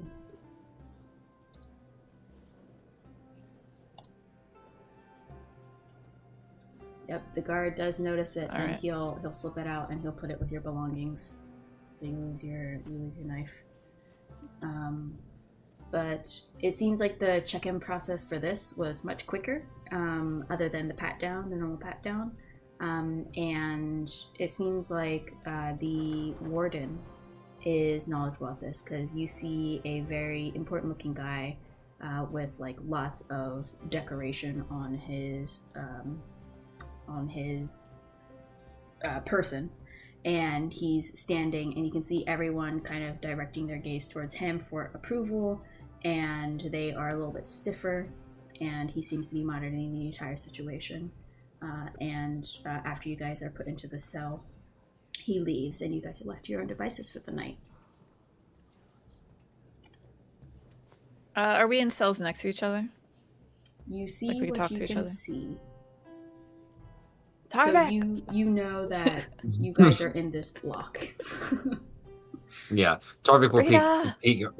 stick out a hand through the bars, like here. Like, Yeah. yeah, we're here. Is Rita still glowy? Rita's glow has Great faded. question. Okay. Okay, good. Okay. I'll still yell, Rita, where are you? I'm with Tarvik. And there's Oh, wait, definitely sorry. a little bit of annoyance. Sorry. This is definitely not what they would have done. The males would have been together, the females would have been together. Sorry. Oh, okay. Yes. Okay. So sorry. Little sexist, but sure. That's how prisons work, though. Yeah. Yeah. All right, cool. So I'll like hold my hand out so you guys can see that we're up here. All right, we should try to come up with a plan for how we prove our innocence, because we got stuff to do. We got to chase down that cloaked dude. Sandra, if you move one square next to you, is Zeke right here? I don't know. I see the bottom of a token, but I don't know who it is. I can just I can't see anything. I think that's a governor. Or no, colonel. I see the colonel here. Oh, okay. Pretty sure. little metagame saying this out loud, like, Zeke, are you next to us? Yeah. Do we see him put into this cell? Do we see? Zeke, you little shit! Why'd you get us in trouble? Fuck you guys! And you hear directly next to you, Roland.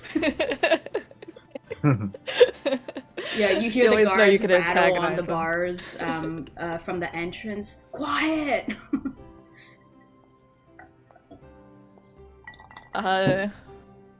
Rita, can you do the quiet talk thing? I don't think so. Okay. What do I have? Are we still medical, or do we? I can do the loud talk thing.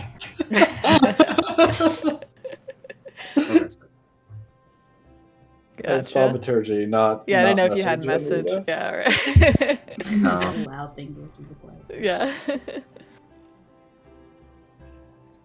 I can smite the bars. I was gonna say, getting out, not that hard. Doing it quietly, extremely hard. Yeah. Yeah. If I had my lockpick, it'd be a little easier, but we have guards staring us down, so. Mhm. Alright. I mean, we need to sleep, right? Like, I mean, I would, and I'm gonna just say this like out loud for everyone to hear. Like, I mean, the necromancers are like they have the eye. They are about to take over the kingdom, as far as we can tell. Like, they have everything that they need. And you know, the more time that we spend here playing cops and robbers, the closer they get to their goals. So everyone's gonna be dead soon, but like we have to rest either way. So Yeah, I think this was just to get us out of the way for some bigger thing that's going down tonight. It's an interesting thought. yeah, it really doesn't make sense. Like, why? Like, none of this makes any sense. Tester, right? Clearly, they weren't actually going to poison him. I feel like this is an entire plot to discredit Seagarden, right? That was their. I mean, it could could have been be their that. sole goal. Yeah, it could have just. Yeah, if only somebody was Zeke would have the involved in most that. motivation for that. Oh, and if tomorrow, I mean, honestly, and if tomorrow, if we end up finding out that Seagarden is innocent, I mean, I don't know how quickly they can get executions together, but it would probably happen pretty quick. Hey Zeke, is that the reason why they were saying that you've been like cool recently, because you had this whole plot to discredit Seagarden and get your old job back? He stays quiet. You guys don't get a rile out of him. Oh. Seagarden, do you have any plan? She stays quiet as well. Great. I feel like we shouldn't say their names out loud. They're in a disguise for a reason. Oh, right. We say We're gonna make a code word for you two. yeah. We're gonna name the guy next to me. His name is Chlamydia Pete. Chlamydia Pete. Chlamydia Peaks. Okay. Mm-hmm. And the lovely lady. That's why next his hair to us. looks so bad. What should we call her? You can hear him like mutter on his breath. You are fucking pricks. Lioness. Nah, Queen. that seems. I mean, we could nice just and too big of a call her word. we could just call her the betrayer, because she, you know, pretty much lied to us this morning. Sure. Okay, I feel like Rita is on a different page with. Yeah. Cassandra's is like really confused. How is my nickname the least mean out of all of those?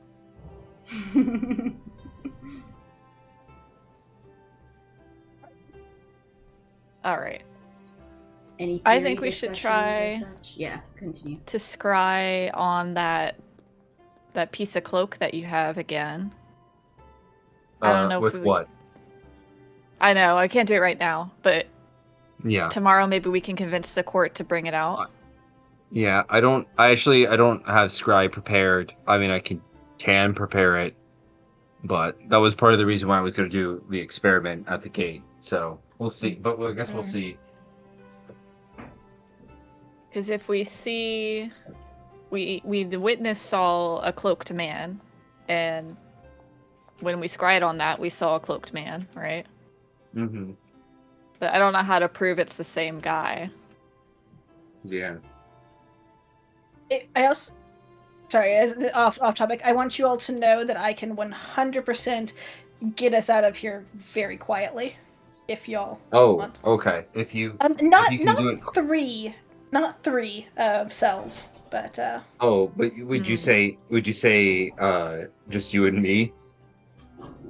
Also, is there a window in our cells? Like a tiny little window to the outside? For you guys, no. I need. Rita and I think we have one. Cassandra have a small one that outlooks into the courtyard, but it is enclosed. That's when you have outside time. Gotcha. You guys haven't had that yet. It might be a little complicated, but I still feel like I can get us in a direction. I mean, we don't. If we all leave, it would be suspicious. Could you? Do you feel like you could get you and me out at least? I say this very quietly. Yeah. Yeah. If you want to wait till a little later at night and you want me to sneak you out, I can 100% do that. Yeah. It's a little Okay. hard to sneak back in though. Just as an FYI. Oh, okay. Well, we can try. Just make some stealth rolls for me as you guys are secretly discussing this. Okay. I'm definitely not armored right now, so Very- this is just a normal stealth. Yeah, don't do the physical stuff for. Yeah. Oh, Oh, no. well, Tarvik was very loud.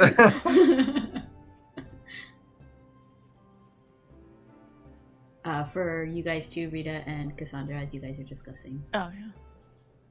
Sorry. I think I was actually trying to be loud and let everyone know about the necromancers, though. Oh, okay. Right. Yeah. For that section, Mhm. very explicit, but this other stuff, anything else that you guys are talking about, Like stealthily? planning an escape Yeah, and yeah. stuff. Yeah. For sure. Yeah, I think the other thing I was trying to be quiet about was specifically this last conversation with Tarvik of like, Yeah. you really want to do it because we can, and I could probably get us back in here fine. Like that's probably fine. Mm-hmm. But sure, we won't sleep tonight. Is that important for you? Yeah, that actually might be important. I mean, well, how long? I mean, this is actually a DM question. Like, from where we're at, because we're kind of in the center of the city. Like, how long would it take us to get like to the edges of the city and then back? Great question. Let me pull up the map. Because my experiment's not long. It requires like literally just 1 minute. But The distance of travel, yeah. yeah, the travel's gonna kill you. Edge of city, the closest. Wait, you're Shield Station, so the closest would probably be 2,000 feet. Not sure how that translates. Let me look at the metrics. That's what? A little under a mile. So like in theory, if the experiment is short enough, we could do that. We could do it in such a way that we could be back relatively soon and still sleep. It sounds like. Yeah. Maybe? Yeah. I mean, Or does yeah, 100%. or Yeah, we does can that- because does that I mean, sound I correct? feel like DM? I'm just trying to calculate. No, you're good. Sorry. You figure things out first, because Yeah. that will matter more. Only 30 400. feet. That's like 10 minutes. Yeah. oh yeah. So we could be back in like half an hour. Mm-hmm. Eventually, assuming all goes well. It could go really, really bad. Like this could go really bad. Just putting out there. Not that I think we'd die, but I do feel like it'd look bad, and we'd have to kind of explain and some other stuff. I mean, I could probably be able to convince anyone that we weren't running away. But I could Misty Step and kill Zeke. That's as good as I'm also gonna put that out there. Could also you say kill that really loud. That was me whispering to Rita. Do it. I do think it Also, looks Pink weird in if Rita's Zeke head is is like, the do only it, one do it, getting do it, do married. it. Sorry, Tarvik, what were you saying? I was gonna say I think it looks really bad if Zeke is the only one murdered in the morning. Yeah, but it won't be Zeke. It'll be a doppelganger. Yeah, then we'll know for sure. I'm pretty sure he's not a doppelganger. I think he's just working with them. So Asshole. I don't know. Could be. It's hard not to metagame what you know about doppelgangers. Yeah, it is. So hard.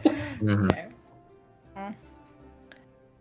Thankfully, I don't actually know much about them, but I don't either. So that's why I'm not. besides, I looking think in anything up. shapeshift, like I just know of the mythical Yeah. like ability of Mm. Mhm. like in stories. But yeah, I don't know the So mechanics. So should we as a group just take this opportunity to get some rest? In theory, it'll only be, by early morning. They'll bring us back in for Zone of Truth again and get it resolved, and it'll probably be pretty early tomorrow that we get this all resolved. So should we all rest right now? And I think someone should stay up to watch and see if Zeke, breaks out of here and murders all the guards. I mean, we can just take shifts for that, right? Yeah, we'll just take shifts. Right. So we're not leaving. That is the key. Correct. Well, I feel like it's up to Tarvik if he wants me to sneak him out and sneak him back in. I'm worried about the extra delay, even if it's only half an hour. It might mean we don't get a full rest because we'll be interrupted in the morning. Because she did say we were going to do it early in the morning, correct? She did, yeah. Yeah. I think it's better if we wait then. Okay. That sucks, but okay. It does suck. I mean, I'm willing to take the risk because I won't hurt that much being down. I'll just be down I'm not very spent right now. I definitely need to because I need to prepare at the very minimum Zone of Truth so we have a lot more castings of it. Gotcha. So. But would they trust you enough with that? I mean, it wouldn't matter if... I mean, she can do it a couple of times, but if she can ask me all of the questions next, and then I can just cast it from there if she then gets me out of the way, essentially, right? Okay. Also, I think probably my DC is probably slightly higher than hers. Maybe? I don't know. Who She knows? seemed pretty cool. I think she seems cool. I think there's a chance that she has something to do with it as well. She was really nice. I really like her. But, honestly, I feel like if she has something to do with it, I don't think we're gonna get out of this one, and we're gonna have to come up with a solid plan B that's why we have general, we have the Zone of Truth by me, right? That's why I'm just suspicious, right? There was no glowing, no effects when she cast a spell twice. There was I don't know. There was just there's a lot of things that seemed strange. Is this conversation stealthed for you guys? Are you probably trying to be? Okay. Be a little quiet, but yeah.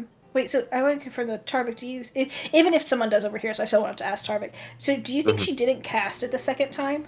Is that what you're saying? I'm not sure.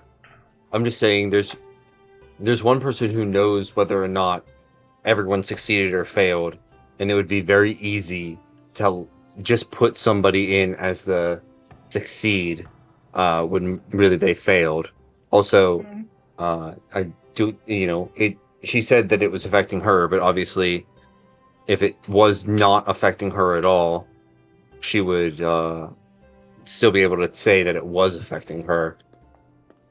There's just no trust there. So she's also just an unknown entity. We just haven't worked with her before. Does Roland know much about her since she's magical and a big figure here and he's from here? I've heard of her. Tonight was my first night meeting her. That's great DM. I think we determined that last time, yeah. Yep. Oh, okay, gotcha.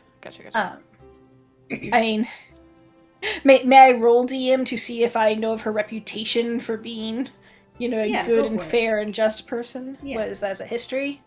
Yes. He also said something like Tyr, isn't he the god of justice or something? He is. Yes. She did mention that. Yeah. Tyr. Sorry for double rolling for whatever reason. I'm getting some double clicks tonight. Okay. I don't know why.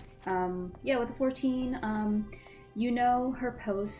her position for the city is that she is the chair of House of White, and their jurisdiction is law and oversight information. So basically anything that escalates to requiring any type of investigation for truth, it's basically a queue, and she, along with the other chairs, administer investigations, basically Zone of Truth, the truth trials, where they investigate the matter further. And it seems like based on your history of knowing the various crimes that have been punished, it seems like she does her job. And in respect to what the public thinks of her, you probably gather that she's very looked upon as someone who should be feared because she seeks out the truth and she normally gets it based on the punishments, but also someone to be respected because she does that. So people who do bad things fear her and fear getting punished by her basically ability to seek out the truth. But then the regular populace also feels that, well, it's kind of good that she can seek out the truth so sternly because it kind of protects them. Mm-hmm. So it depends on which side. Criminals, not so much. Normal people, they like her. But it's less passionate feelings because she kind of keeps away. So you don't hear much about her personal life or how she interacts with the populace. It almost seems like she's very distant. And with your understanding of the position of House of White and what their roles and responsibilities are, you probably think that's a good thing, that she doesn't intermingle with politics and such. Cool. I'll convey that to the group. Just that, I think she has a very difficult job, and that doesn't make her friends all the time, but I never known her to abuse her position. Yeah, I guess, because I guess everyone can roll a religion. Okay. A religion, just to see, because you guys did hear Tyr. I want to see how much you guys know about Tyr.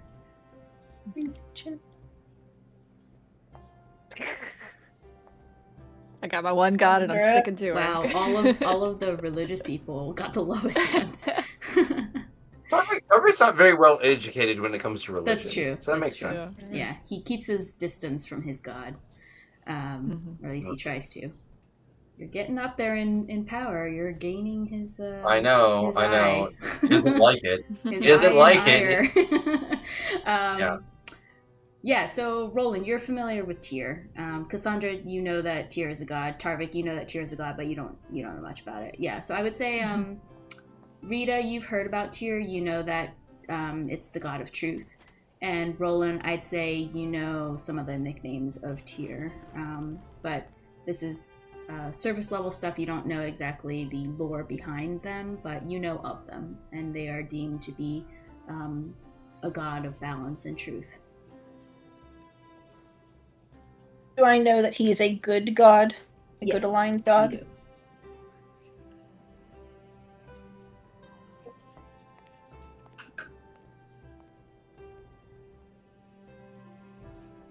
Cool.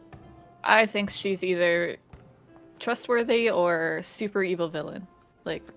Mastermind villain. Oh, yeah. Yeah, for sure. I think we're leaning towards trusting her, too. But everyone is suspect when there's shapeshifters about. It's true. Poor Sammy. Are we feeling bad for Sammy at this point? I will say that, we don't know, how much overlap there is between, different people pretending to be different people, but at least the versions of Sammy might be, never hurt us. 7 different doppelgangers. There really could be. No. Yeah. Because I feel like there's definitely, I don't know. Do necromancers know just how to don't know. disguise themselves? Yep. Roland? Yep. So. Sure. It's a I mean, first they're level spell. magical people is first level, yeah. Yeah. The wizards, Yeah, it's on their that's spell pretty much list. the answer, yes. I knew how to do that as an apprentice to Cassandra Ilaria. I doesn't feel like know, we can yeah. anticipate. Yeah, we can anticipate when it said that. So Oh, it's do the we lose? necromancers. Sure, hope you're right back. Actually, I'm checking something in my notes real quick. I want to know when we had it was Gek that we had a conversation with, and then later when we met Gek, she said she had It never was met us. also I want to Gek, know. yeah. I wonder if Sammy was with us or not at that moment, because we had lost him by the time Red had rescued us in the. I'm pretty sure we did not have Gek with us because that happened during like the carnival. I forget what the name of the carnival was, but there was like a carnival in Parabor. That was after we lost Sammy. Yeah. Yeah. Yeah, we lost Sammy before right. we made it back to Parabor. We tried looking for him though. Yeah. But if he was shapeshifting, then that's why we never found him. Yeah, I mean, whoever it was that we spoke to that claimed to be Get did name drop some things when we first met her. Oh, really? Oh, yeah, some of the other students. So she claimed that she was a student at the same time as some others. A red dragonborn named Galar, a human female named Silvira, an Araconda named Velroy, and friend. And I also wrote down Dee Dee and Francesca, but maybe she was not claiming that. She did. Are you sure? Maybe it was a giant. Maybe it was a giant constrictor snake that was part of the group, not a bird person. Did I say anaconda? Aarakocra. I definitely misspelled Aarakocra. But sorry.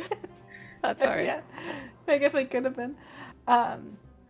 Ever heard of those names? Because we couldn't find them in the book, right?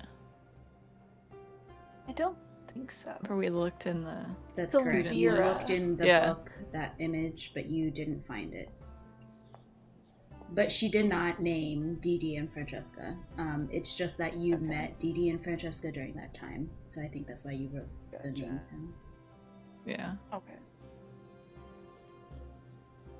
And she wanted to see Ilaria's house. She did. And we gave her a tour. If this is one person, they have really gotten us many times. I mean, they also rescued us. Like, at least Sammy and Red, like, jumped in to save us from death. Like, because they knew we were the only ones that could open the vault. Mm. Ooh, okay. Because we hadn't opened. Okay, that makes more sense. That makes more sense, actually. Yeah. Oh yeah, I'm inclined to believe all one person and like hit the wall next to my cell with Zeke on the other side there. I still got Misty stuff. Do it. I haven't used any of my spells today. I've got some high level ones left. I mean, I could probably kill Zeke through the wall technically. Yeah, you could. I wouldn't technically be leaving my cell. I can. I've got walls. I've got silence, so I can make it. No one will know.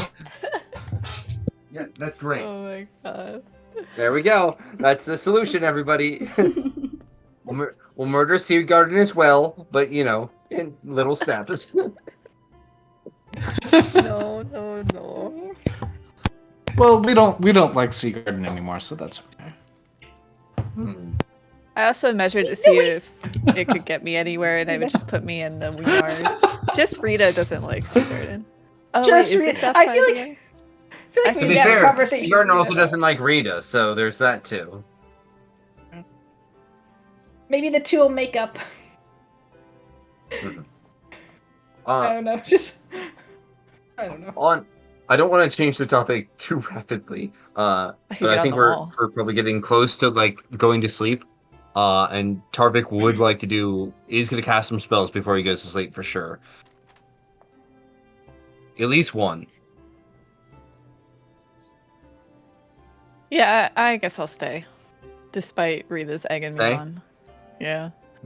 I think I've decided to stay unless Tarvik changes his mind. Sorry, I'm breaking up a lot. I'm gonna try to switch devices. I can't hear anything. Oh, okay. Oh no. Okay. I'll just hold for a bit. Well, you guys can continue your guys' conversation. Okay. Yeah, I couldn't make it to the wall. Tarvik's gonna use I'm out of 3rd level slots. I'm gonna use a 4th level spot to cast Sending. Mm-hmm. Okay, who are you sending to? To my daughter. Like I said, Ooh. big shift. Wow. Okay. I think Yep, that's Tarvik better. is. He's just gonna make his way Okay. as like the rest of them are having this conversation. Maybe even he'll just make his way to the back corner of the room, and start whispering.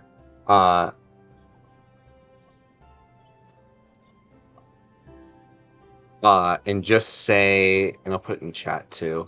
Mhm. Roland, you're able to hear all of this, by the way, because Even Tarvik's because wild. Tarvik is not loud. good. Yeah. Yeah, because Tarvik Roland's thinks he's pretending not to, very at least. quiet. Mhm. Alan's pretending not to Yeah. hear. Sure. Yeah. Yeah, I'll just put it in the chat because I have to count out words, and I'm not thinking that far ahead. But that's what Tarvik is doing. I don't see anything yet. I'm adding it right now. Oh, okay. Okay. Sorry, I thought you said something. Yeah. But the rest of the conversation can continue while Yeah. this is happening. I'm gonna wait for Zeke to like take a piss, and then I'm gonna cast Hold Person on him. You're just watching him to wait Yeah. until he goes to bed. That is so funny. Yeah. And hopefully he'll just like fall into his Oh my god. Cassandra's gold. What, you think it'll like freeze him up like midstream? Yeah. It's like really painful. Is he? Oh Yeah, I was my about to say, is it painful or is I it don't like? know. That's does true. it just does stop? does the pee continue? I think it does. I think you physically hold him, but I think the fluid flows. He's paralyzed. Yeah. Is what happens, right? So He can still continue. you I feel like he can't. your heart still beats. You can still breathe. Yeah. Your fluids still flow. So maybe he can't aim it and he'll get it on himself or something. So you have to time this perfectly. I mean, If he you want him- could certainly Yeah. he could certainly fall over into it. Like he can't, keep balance. Mm-hmm. Yeah, it depends on how he approaches the toilet and if you can time it perfectly, Cassandra. Right. I feel like does Rita have like a mage hand that could like tip him over? Oh yeah. Maybe. Hold on. Just stood up. Or maybe Taumaturgy. You guys are like, plotting oh, this. No, yeah. Rita and I are planning it. Yeah. I mean, yeah, I do have mage hand. I can push him over. Awesome. All right, so let's do this while I gotta use these spell slot. yeah, for sure. Yeah. Oh, yeah. I was going to say I don't want to use all of them because I do feel like we're gonna get attacked in the middle of the night. But it's hard not to use some of them. Comic relief. Mm-hmm. Yeah. All right, Cassandra. So go ahead and make a perception check for me to see how well you're able to kind of view Zeke's movements and such. Okay. All right. Very good. All right. You think you've got a pretty good eye on his movements, even with the angle that you have. And you kind of see him go up, and you think he's going to go use the restroom because he's been kind of lying down on his bed, ignoring you guys. But he gets up and he moves towards the toilet. You think this is your moment. All right. Yes. Level 2 spell slot. He needs to make a wisdom save. All right. DC is only 14.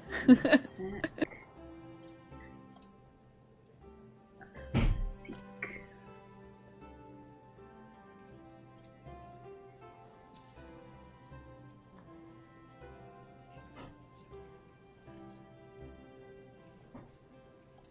Wisdom save, you said? Yep. Oh, he fails it. Yes. Go Rita. You notice he's like he's like midstream. You hear like the first sound of a trickle. You do whole person. He's like, you just hear like a little. Mage hand, shove. Yes. Nice. You hear a body hit various little doink, and you hear like trying a try of struggle of like cloth as he's just like on the floor. And Cassandra, you're able to visually see, and you see some liquid pooling. I give Rita a high five.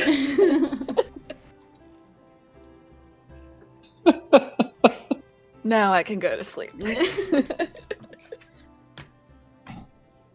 He's just laying there.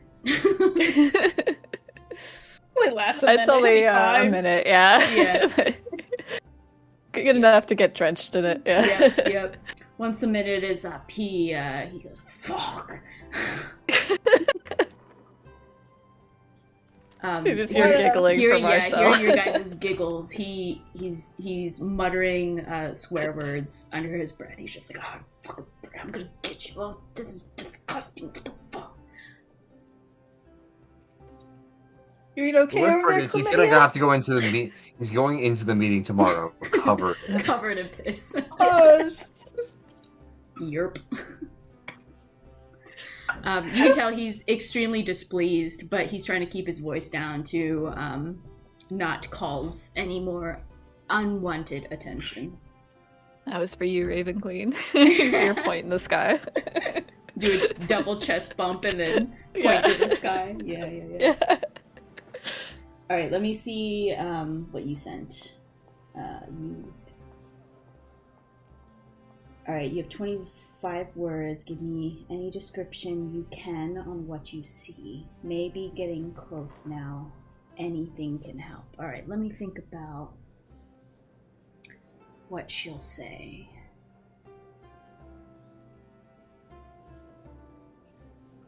Let me think and let me write this out. I'm sorry once again. We have to go from big whiplash to big whiplash. I know, one side to the other. No. One side we successfully got Zeke covered in his own piss. On the other end, serious plot Harvick's stuff. daughter.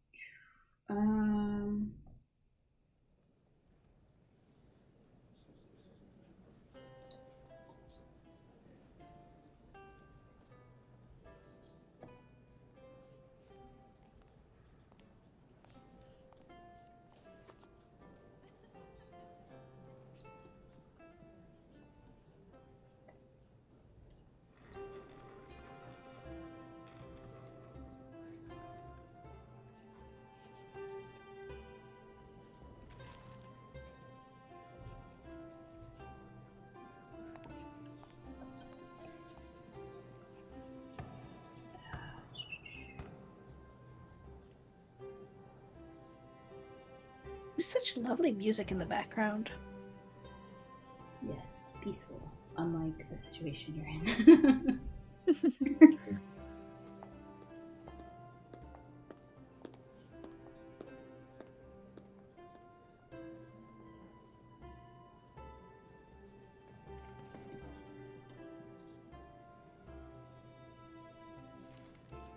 Okay. She's going to say, dark cloaked people took us. So many. We're tied down. They took body parts. Dad, I'm scared. Please help me. Why did you abandon me? Oh wow! Oh, that's bad. Yep. Harvick's gonna rage. I He's was gonna say barbarian level. Tark's about to break out, so yeah. Yeah. Yeah. I think if he's hearing that, he's gonna be like, he's gonna get real upset, and he is going to, he's gonna go up to Roll and be like, "All right, I need to go." Okay. What's the goal? You want to get to the edge of the city and come back in half an hour, or you want? Yeah, we'll start there, I guess. Okie dokie. Okay. Make it so it looks like you're still there, like Yeah, mound yeah. up your beds or Yeah. whatever. Let's Roland Yeah. was saying that. Yeah, let's mound up the beds, make it look like we're here. Do all that. But when we're ready, when there's like a quiet moment, Roland and Tarver are gonna probably crouch in the back, and Roland's gonna cast Dimension Door. Nice. Okay. So I don't have to see it. I can visualize it, and I feel like Roland's a very intelligent person who understands the geometry of this building and has a gauge of like kind of where the street is next to us and things like that. And I'm going to also assume that this is quite late at night, and I'm going to pop us into wherever Roland thinks is best and safest. You say like the distance and direction. Is that what you mean? Yeah, distance and direction. So I'm going. I guess it's really hard to tell from this map. I'm going to assume that there is either a street or an alley or some kind of open space that's not walled. That is somewhere within 500 a direction for either 500 feet. I can probably actually get forward 500 feet and get into the street in front of the thing if that's safest. But if there is like an alley or something else, then I would do that. Okie dokie. Yeah. An open area where I'm not scared of like teleporting into anything, and yeah. Here, let me just read this. And hopefully out of the way as much as possible. Yeah, you can definitely visualize. You were definitely in the area. I'll say. I guess I could not have gotten all of One us little out because it's creature. only Yeah, one little one creature, person. yeah. Yeah. Okay. Absolutely. You cast Dimension Door, and you find yourself in wherever descript place that you made in your mind, but you are a bit away from the shield station, and you find yourself, it's pretty quiet out here, and there doesn't seem to be many people as you take a look around. You notice that there are some guards every now and again who are kind of walking around, but in terms of like the common layman, you don't see any, and it makes sense to you because of all of the disappearances that have been happening, as well as the recommended curfew from the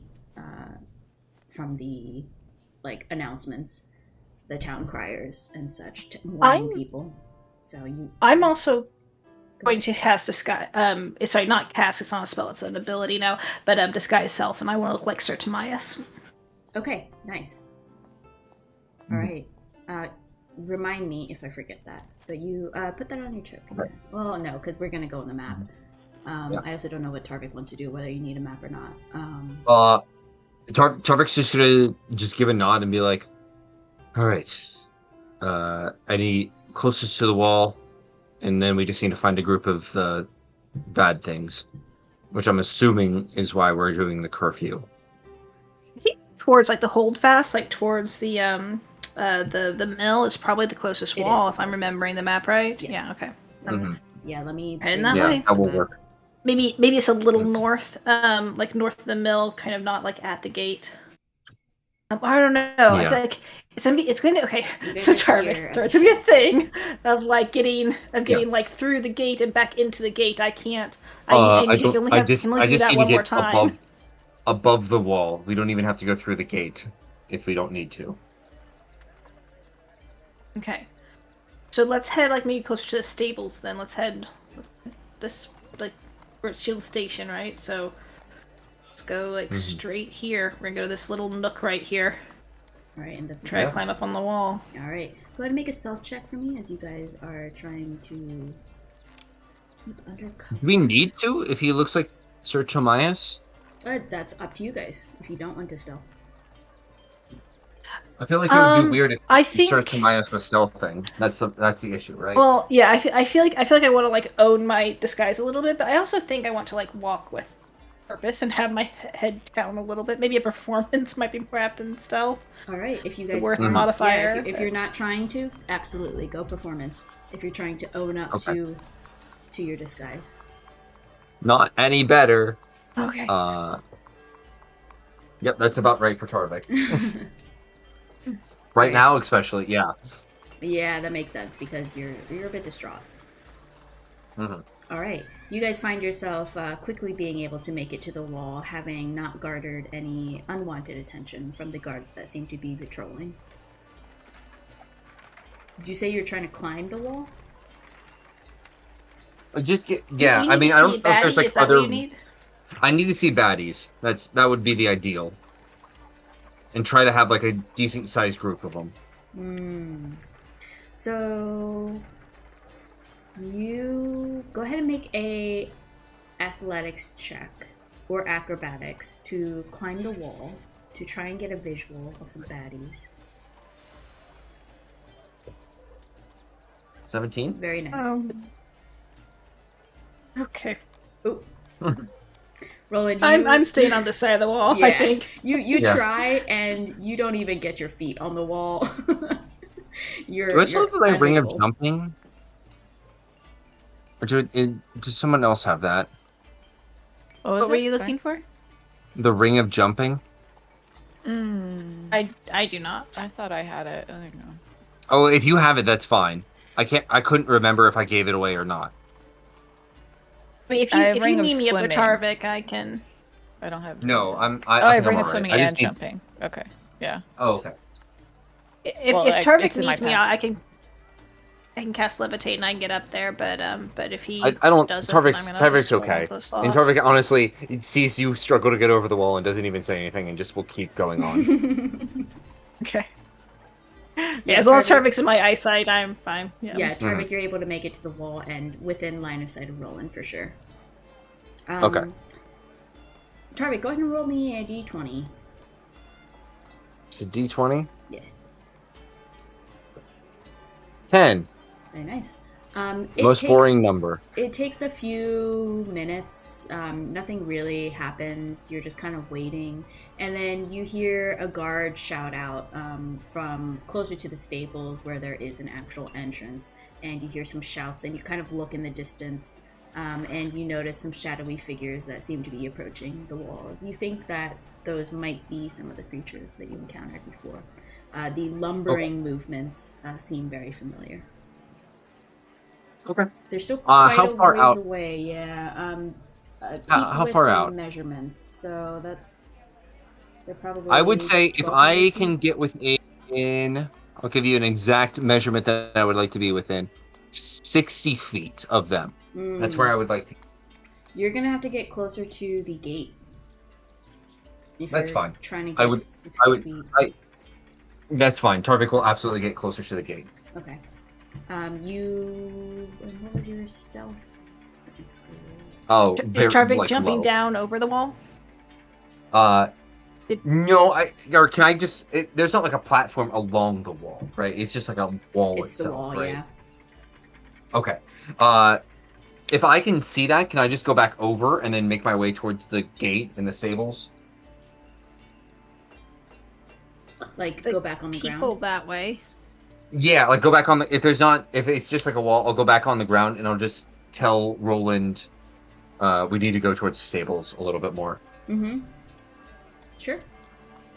Like, okay, so I'm gonna talk to Tarvik. Like, we can, but there's going to be people who are going to probably see us. Are you sure you don't want to go over the wall? That's fine. I feel. I have a feeling that people are going to notice after the experiment happens. So. Oh, Tarvik. Really wanted Probably us to get not back. us. Probably not us. And again, Okay. It's fine. Okay. No, I trust you. You got this. Roland's following. Whatever you want to do. Okay. Yep. Support. Dark will just head along, powering right. through with Sir Tamias. Let me take your token. I'm just gonna use Tarvik's. Actually, no, I'll bring both of you. Yeah, you guys are here. Yeah. As you get closer to the stables, you notice that there are people at the stable who are manning the stables. It seems like at all hours of the night, travelers come and go, and same with the soldiers. They need a place to put their horses and stuff. As you come closer, you do notice there are guards at the gate, and there are quite a few who have the night shift. Tarvik, are you trying to pass through the gate? What are you doing here? I'm probably, at the very least, I would like to have visual for the monsters when they get within 60 feet. So. Okay. 60 feet of me, I should say. So. Whether that's inside the wall or outside will kind of depend. Roll another d20. All right. Come on, big money. Yeah. 17. Higher number. They're pushing the guards a little bit back, and you find yourself being within 60 feet, even from within the walls. Okay. Then I'm gonna, I'm gonna tell Roland. All right. Do you want to go tell them? Just give me a second and back up. Back up. Back up. Okay. I'm going to embody Sir Timaeus, and I am going to join the fray valiantly with I think probably a sword. He probably has a sword. And I'm going to say and command the men, make a hole for magic user. Make a hole. And I think is what I'm gonna say. And and back Hang up. on. Are they at the door? Are they at the door? They're not at like, the door, they're actually... but they're pressing against the guards, who seem to be like 50 feet away from the door. They're getting close, but the guards are fighting them off. Oh, okay. So they're just getting close. Okay, then never mind. Then I won't even tell them to back up. There's no need for that. I'll just, when I know they're close, and if I can get like a line of sight on them to see where they're at, I'm gonna cast a spell. All right. I am casting Dawn. I will post it in chat here. Ooh, very nice. So the big thing that I want to focus on is the fact that it counts as sunlight. Yes. And it creates a 30-foot radius of like bright light, and then another 30 of dim, I think. Each creature. I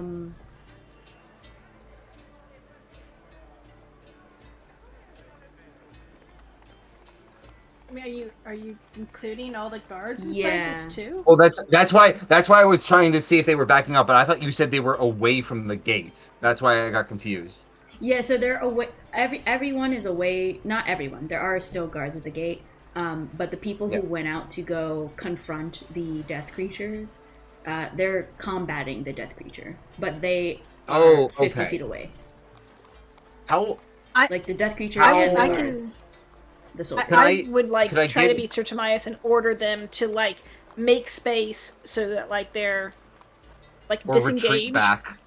Yeah, Yeah, if disengage, you can have them whatever I retreat need back, to. I feel like this is going to push them away, but I don't know for sure, right?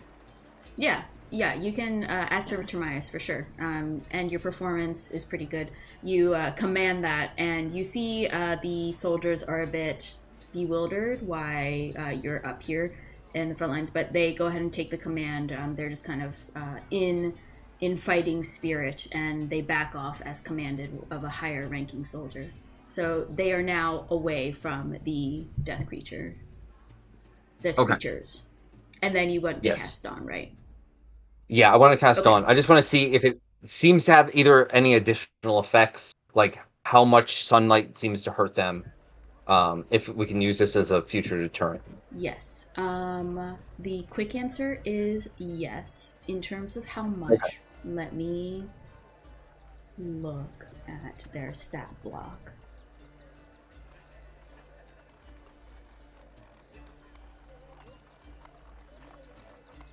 You notice that they like flinch and they're slightly affected by it, but it's not like they start melting. Okay. So you know that there was some damage brought upon them, but in terms of like being a showstopper, it's not that. Okay. I mean, it lasts for a minute, so I will just keep it on them the whole time to see if we can just burn them, the couple that are around it, to a crisp. Nice. The soldiers that you commanded, Roland, as Sir Timaeus, they're looking to you with all the sunlight around, and one of them asks, "What now?" Do I get the impression that if they re-engage, they'll also be damaged by the radiant? Yeah. Oh, no, Okay. it looks like it's actively, burning the grass. Okay, yeah. I'm gonna say hold, and then I'm gonna get them to hold for like the 60 seconds. If any of them obviously like leave the range, I'm gonna command them, corral them into the sphere without entering yourselves. Like I'm gonna try to be as clear and possible, and then whenever it goes away, I will order them to re-engage. Okay, great. So they will go ahead and follow your commands, and the creatures do slowly make their way out, though they are in pain. And it seems like the soldiers are having an easier time with the health of the death creatures depleted. So you definitely made a impact in terms of the battle against them, and they end up felling the death creatures as they kind of hurrah, yeah, and they kind of shout out, and in that ruckus, what are you guys doing? Oh, Tarvik's Disappearing, actively right? walking away. Yeah, Tarvik's walking away. Yeah. He's done. Dipping done. and leaving. Yep. Dipping and leaving. All right, you guys sneak away. Normally we say like cut off their heads, like sell them for later, but it would be really bad if Death's Witness showed up with a bunch of heads the next day. So Yeah, probably. Um, So I mean, if me and Parvik can find like an alleyway or something to be like, wait, what next? Tarvik, did you look like yourself when you came out? What? oh, for sure. Like there's no Okay, way Tarvik can alright. hide his identity. All right, He's I was just just in a wondering suit. if That's Roland it. cast anything on you. So I disguise self only can be cast on self, and I don't really have anything else. Actually, I don't think Tarvik cares right now. Yeah, he's kind of one mission man here. Saves daughter. It's also I would also say it's gonna be really hard to argue. Like the art talk tomorrow would literally be like, yeah, there's a guy. He clearly broke out of the thing. But he just went over and he he helped destroy a bunch of death creatures and then he just walked away. It was so weird, right? Like All right, so you guys sneak away and you are trying to make it back into Shield Station, correct? Are we Tarvik? Is that the goal? at that point, experiment's done. Seems to be doing a lot of damage, or the sunlight seems to be doing some damage to him.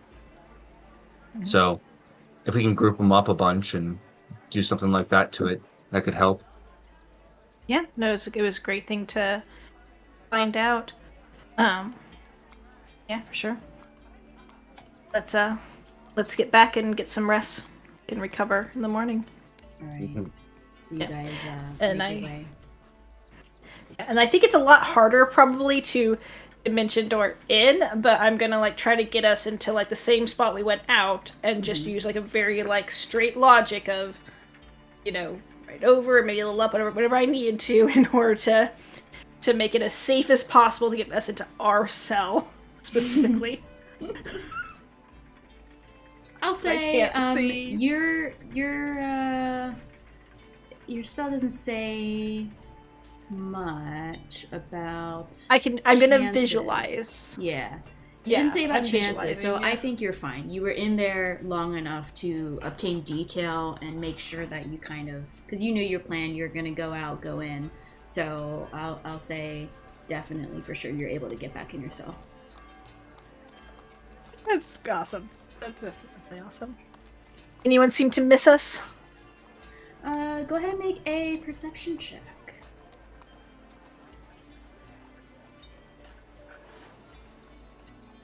You clock Colonel Seagarden looking towards you directly as you go back into the dimension door, and you're just staring at her, looking at you. She's catty cornered, but sure. Just like I'm gonna put like thumbs up, like try to smile, like we're back. We're back. She doesn't show any emotion on her face. She just keeps looking. All right. Gosh. You guys, any other further conversation while you guys are here? I think we're So, ready to do shifts. Cassandra, Yeah. would you rather be transformed into a zombie, a skeleton, or a shadow? And I'm braiding Cassandra's hair, having taken the raven out. Oh, you're braiding her hair. Yeah, fixing the raven, yeah. Yeah. Thank you. Is this like a permanent transformation, or is it for a little bit? Yeah, like you're dead. You've been killed by the Okay. necromancers, and they're bringing you Yeah. back. Which do you want to be? Not gonna happen, because I'm gonna kill all the necromancers.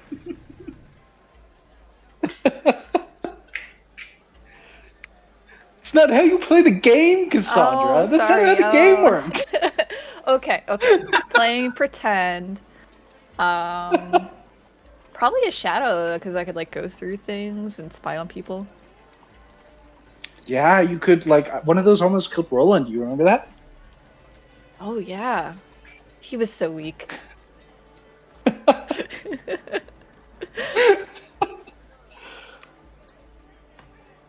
He's stronger now. At the time, right? That was the implication. Yeah. He was. Yeah. If Yeah, I someone said was. Mhm. What do you think about Roland?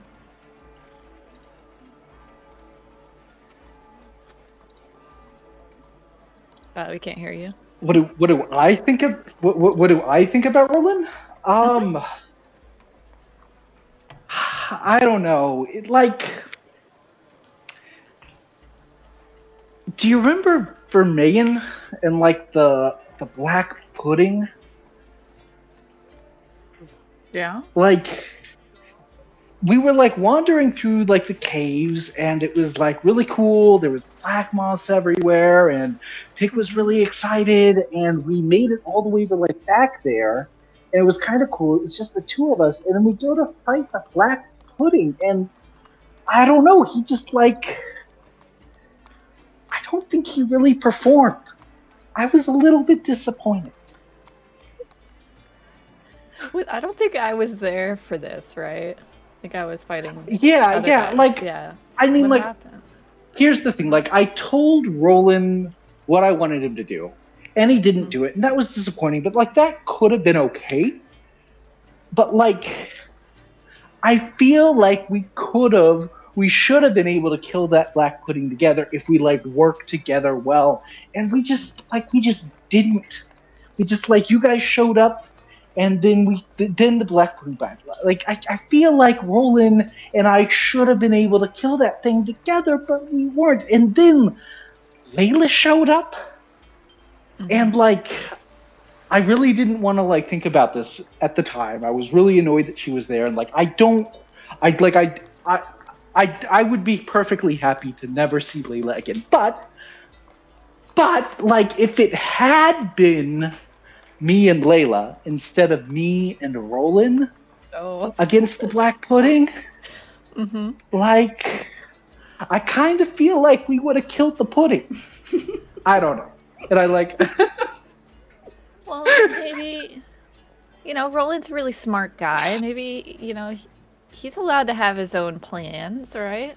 Yeah, I mean he is, but like I would think in terms of like an adventuring partner and like a duo that we would be thinking about each other's strengths. And I'm sure he could have like figured out that, oh, Rita, you're actually, really good at being on the front line and dealing with damage, and maybe I'm not as good at that, but I can blow things up really well. He didn't do that. Like I would have expected that from him. Oh, well, maybe, I don't know, maybe he's nervous because of the fire at the library or something. He did Yeah, that cool maybe. fire at the tavern.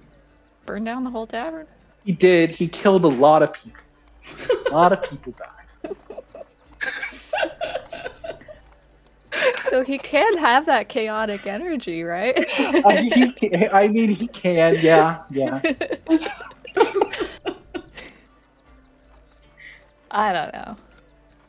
I think he likes you. And maybe he was just worried about you getting hurt.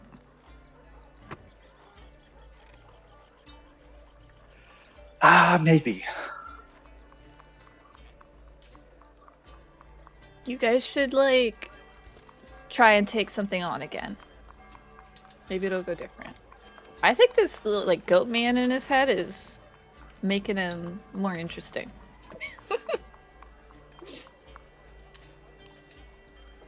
Is the goat man his dad? Is like that what we I found think out? they're family for sure.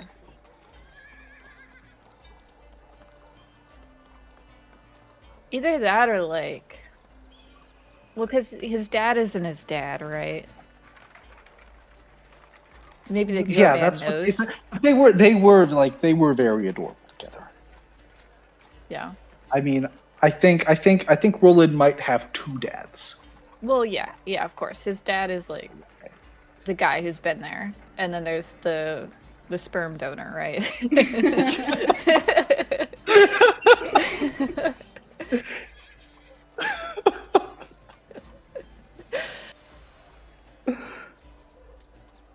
I don't know. What about Tarvik? Yeah. Oh my god, I'm so annoyed at Tarvik.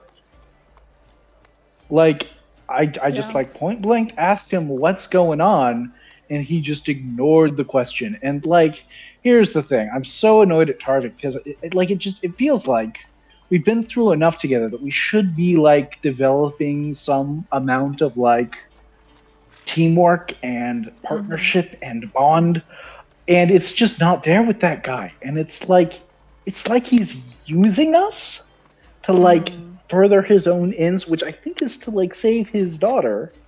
But Which is he's good. like, I mean, it's good, but like, can we trust him? Like, is he gonna, is he gonna turn on us if it gets him closer to his goal? Yeah. I mean, like, is he gonna, sacrifice or something? I don't know. I feel like he's not part of it. Well, I think he's really easy to put in action towards the necromancers, right? He has a strong motivation, so even if he's not on our side, he's still the enemy of our enemy. Yeah, probably. Yeah. I can still be annoyed at him. Can I tell you something? Yeah. Don't get mad. If you're talking about teamwork, where Oh, were you boy. when we were sent to jail? I thought that you, like, where were you when I ran away? You were all supposed to come with me. Why didn't you figure that out? Rita, I you've killed a been nymph playing by the myself. one-person show, and you're talking about teamwork. Yeah, maybe. I don't know. Maybe I'm pretty bad. But I mean, like, Cassandra, what happened? Why did you go with them? Like, I you could of get all out at people. any time, but I wanted to know the Uh-huh. information. There was a plot, and I wanted to know what it was. Don't you want to know? Not badly enough to get handcuffed. There. And I couldn't leave Roland and Tarvik. Well, they could have gotten out too. They didn't have to go. It was their choice. I guess I'm not being a team player. It's a fair point. Point taken. I think we all need to work on that. Thank you so much for doing my hair. Oh, We you're don't get welcome. to girl talk very often. It's nice. I'm Maybe we worried should get about arrested. Hinger for it. and the Hinger? kids. Oh, Hinger. Yeah. Yeah? Yeah. You think Parabor's being like attacked again? Well, he left Parabor. I told him to leave and go to Oh, Duros. yeah. And I might We have haven't gotten seen him him? killed. He's just a little blacksmith boy. Yeah. I mean, yeah, he's a man, but he's a grown man. But he's just a little blacksmith. You know? Yeah, I mean, I don't know if like Parabor would have been any safer, honestly, like than traveling. Yeah. I mean, like, If you I ever guess have a spare Galana is still there. message or Galana could something. probably help. Yeah. If I do, I will send it to him. Sea Garden, like, wasted all of my sendings today on lies. You hear her quiet. She doesn't respond. I think Sea Garden is in as much trouble as we are, so I think she got her punishment for lying.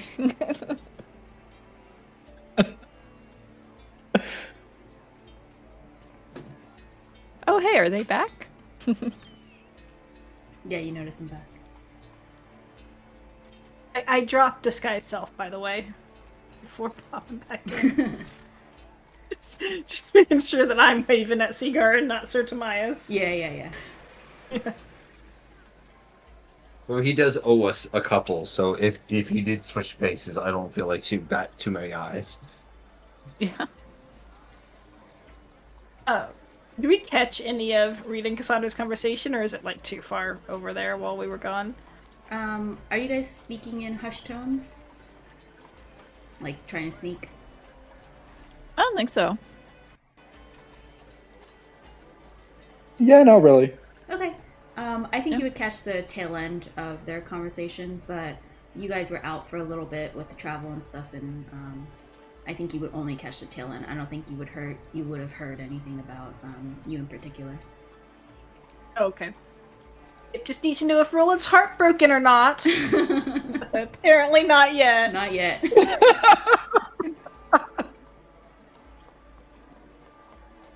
Amazing. So do we want to do shifts? Yeah, we should do shifts. Alright, what's the shift order?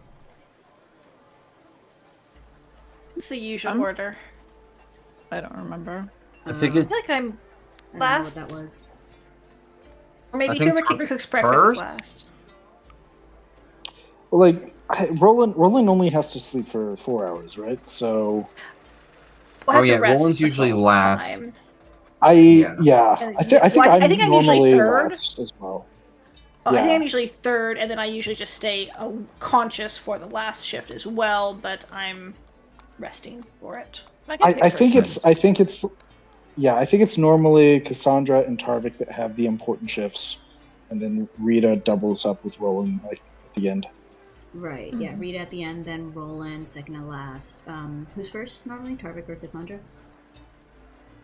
Cassandra can go. Yeah. Yeah. Alright, Cassandra and then Tarvik. Cool. So you guys decide. Oh, hold on. Any last conversation before you guys go to sleep? You guys good? Yep. No. Alright. Good as we can be. Okay. All right. I'll keep an eye With that, you guys decide on your shift order and start the long rest. And we can end tonight's session there and pick up next.